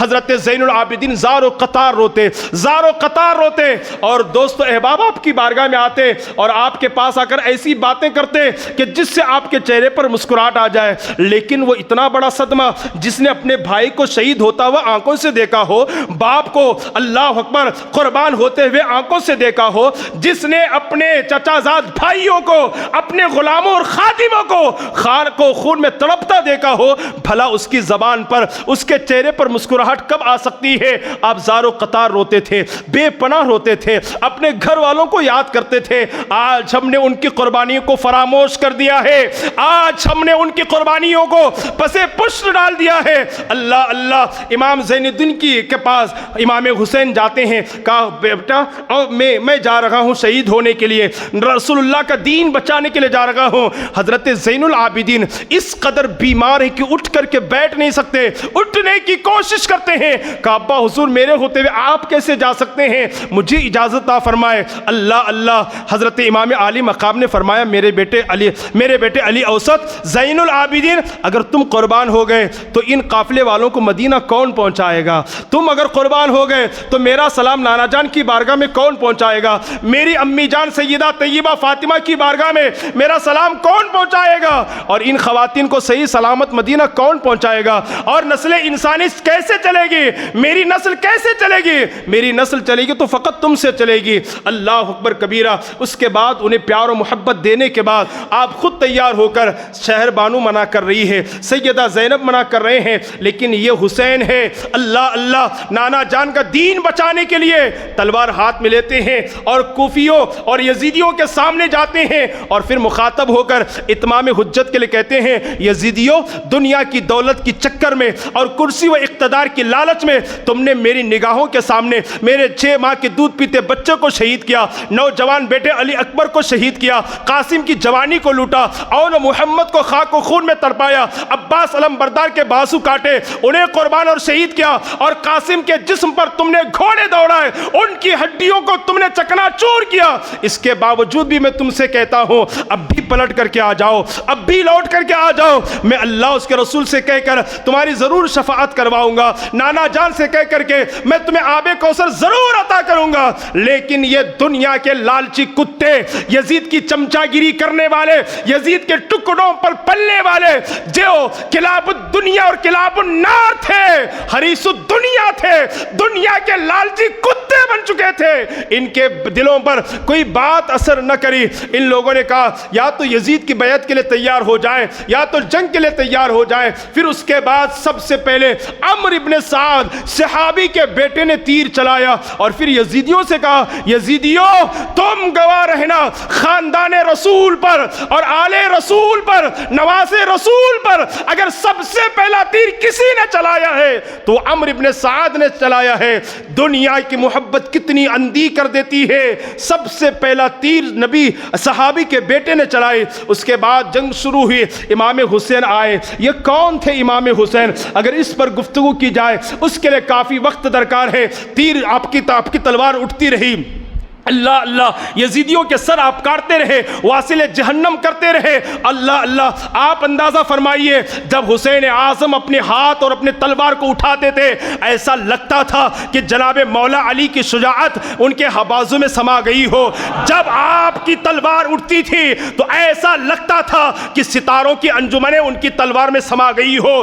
جب آپ کی تلوار اٹھتی تھی تو ایسا لگتا تھا کہ سورج کی شعاعیں ان کی تلوار میں آ گئی ہو، اور جب آپ کی تلوار اٹھتی تھی تو ایسا لگتا تھا یمن کی طرف اٹھی تو یمن کی طرف جو یزیدی تھے ان کے سروں کو آپ نے کاٹ دیا۔ کتنے یزیدیوں کو آپ نے واصل جہنم کیا۔ لڑتے رہے۔ جمعہ کا دن ہے، ظہر کا وقت ہے، پھر اس کے بعد عمرو ابن سعد نے پھر اعلان کیا یزیدیوں اگر زندہ بچنا چاہتے ہو 4 5 کر کے مقابلہ نہ کرو، ایک ساتھ تیروں کی برسات کرو، ایک ساتھ حملہ کرو۔ اب یہ شیر خدا کا شیر یزیدی کتوں کے درمیان پھنس گیا۔ کن کتوں کو یہ خدا کا شیر مارتا جائے؟ سارے لوگوں نے جب ایک ساتھ حملہ کیا، اللہ اللہ علماء نے فرمایا 70 یا 73 یا 70 سے زائد زخم تلواروں کے نشان امام حسین کے بدن پر آ چکے تھے، اور آپ جب گرتے تھے تلوار تیر کے نشان، تیر ٹوٹ کر کے آپ کے بدن میں چبھ جاتے تھے۔ اسی اسنا میں ایک خبیث النفس کمینہ شخص جس کا نام شمر دل جوشن ہے وہ آپ کی چھاتی پر سوار ہوتا ہے، اور یہ بڑا ہی انتہائی خبیث النفس انسان تھا جس کا نام شمر بل جوشن ہے۔ یہ سوار ہوتا ہے، امام حسین کو شہید کرنا چاہتا ہے، جسم خون سے لہولان ہو چکا ہے، ہر طرح سے زخمی ہو چکا ہے، میرا حسین خون میں لت پت ہو چکا ہے، مگر بندگی کی کیا فکر ہے، آخرت کی کیا فکر ہے، اللہ کی رضا کی کیا فکر ہے؟ عیش و آرام کے باوجود گرم گرم بستروں پر سو کر نمازوں کو چھوڑنے والوں سنو، اللہ اللہ امام حسین نے تلواروں کے سائے میں بھی نماز کو قضا نہیں فرمایا ہے، نماز کو نہیں چھوڑا ہے۔ اللہ اللہ آنکھوں میں تھوڑی سی وہ بے ہوشی آ رہی ہے، کہیں تیر و تلوار کا زخم آپ کے جسم پہ موجود ہے، شمر سینے پر سوار ہو چکا ہے، جمعہ کا دن ہے، ظہر کا وقت ہے، آپ اس کی تلوار کو پکڑتے ہیں، کہتے شمر ایک کام کرو مجھے 2 رکعت نماز پڑھ لینے دو اسی حالت میں، تاکہ نماز پڑھتے پڑھتے دنیا سے میں رخصت ہو جاؤں۔ اللہ اللہ شمر اٹھ گیا۔ اس کے بعد امام حسین نے اسی حالت میں رکعت باندھی، پہلی رکعت کو آپ نے ادا کیا، دوسری رکعت کے لیے جب سجدے میں تشریف لے گئے عمرو ابن سعد نے پکار کر کے کہا لوگو اگر یہ علی کا شیر سجدے سے اٹھ گیا تو پھر کسی یزیدی کو زندہ نہ چھوڑے گا، اس کا سر سجدے سے اٹھنے نہ پائے، یہ سجدے سے اٹھنے نہ پائے، اب یہ دنیا دیکھنے نہ پائے۔ اللہ اللہ اس کے بعد شمر دل جوشن نے میرے نواز رسول میرے آقا امام حسین پر ایسا وار کیا کہ آپ کی گردن کو آپ کے سر کو آپ کے جسم سے جدا کر دیا۔ انا للہ و انا الیہ راجعون، آپ اللہ کو پیارے ہو گئے، آپ نے جام شہادت نوش فرمائی۔ اس کے بعد اسی پر بات ختم نہیں ہوتی بلکہ ان کے سروں کو انہوں نے جسم سے جدا کر کے ان کے سروں میں انہوں نے تلواریں ڈال کر گلی گلی گھموایا اور لوگوں کو بتایا دیکھو ہم نے خاندان رسول کو برباد کر دیا، ہم نے خاندان رسول کو ختم کر دیا، یزید کی جیت ہو گئی۔ گلی گلی گھومتے رہے، گلی گلی اللہ اکبر اس کا چرچا کرتے رہے، اس کا آگے بیان میں انشاءاللہ العزیز واقعات کربلا کے بعد جو واقعات پیش آئے انشاءاللہ جمعہ کو آپ کی سماعتوں کے حوالے کرنے کی کوشش کروں گا۔ بس نواز رسول شہید ہو جاتے ہیں، قربان ہو جاتے ہیں، اپنے سارے کنبے کو آپ نے قربان کیا، خود بھی اپنی جان کو قربان کر کے اسلام کے پرچم کو بلند کیا، اسلام کی حقانیت، اسلام کے پیغام کو ہم تک کے پہنچایا۔ مسلمانوں آپ سے گزارش ہے انہوں نے بڑی قربانیاں دے کر کے اس اسلام کو پہنچایا ہے، اس کی قدر کریں، اس کا احترام کریں، اس کی تعلیمات حاصل کریں، اس کی تعلیمات کو عام کریں، اس کے قوانین پر عمل کریں، اس کی تعلیمات کو گھر گھر عام کریں، ہر انسان تک پہنچانے کی کوشش کریں۔ بس میں سلطان الہند غریب نواز کے ان اشعار پر اپنی گفتگو کو ختم کرنا چاہوں گا۔ میرے غریب نواز نے فرمایا شاہ است حسین، بادشاہ است حسین، دین است حسین، دین پناہ است حسین، سرداد نداد دست در دست یزید، حقہ کی بنائے لا الہ است حسین۔ ایک شاعر نے کیا خوب کہا قتل حسین اصل میں مرگ یزید ہے، قتل قتل حسین اصل میں مرگ یزید ہے. اسلام زندہ ہوتا ہے ہر کربلا کے بعد. وما علینا الا البلاغ. زبان دیا شولوں میں گل ستا دیا دین نبی بچا لیا پیاسے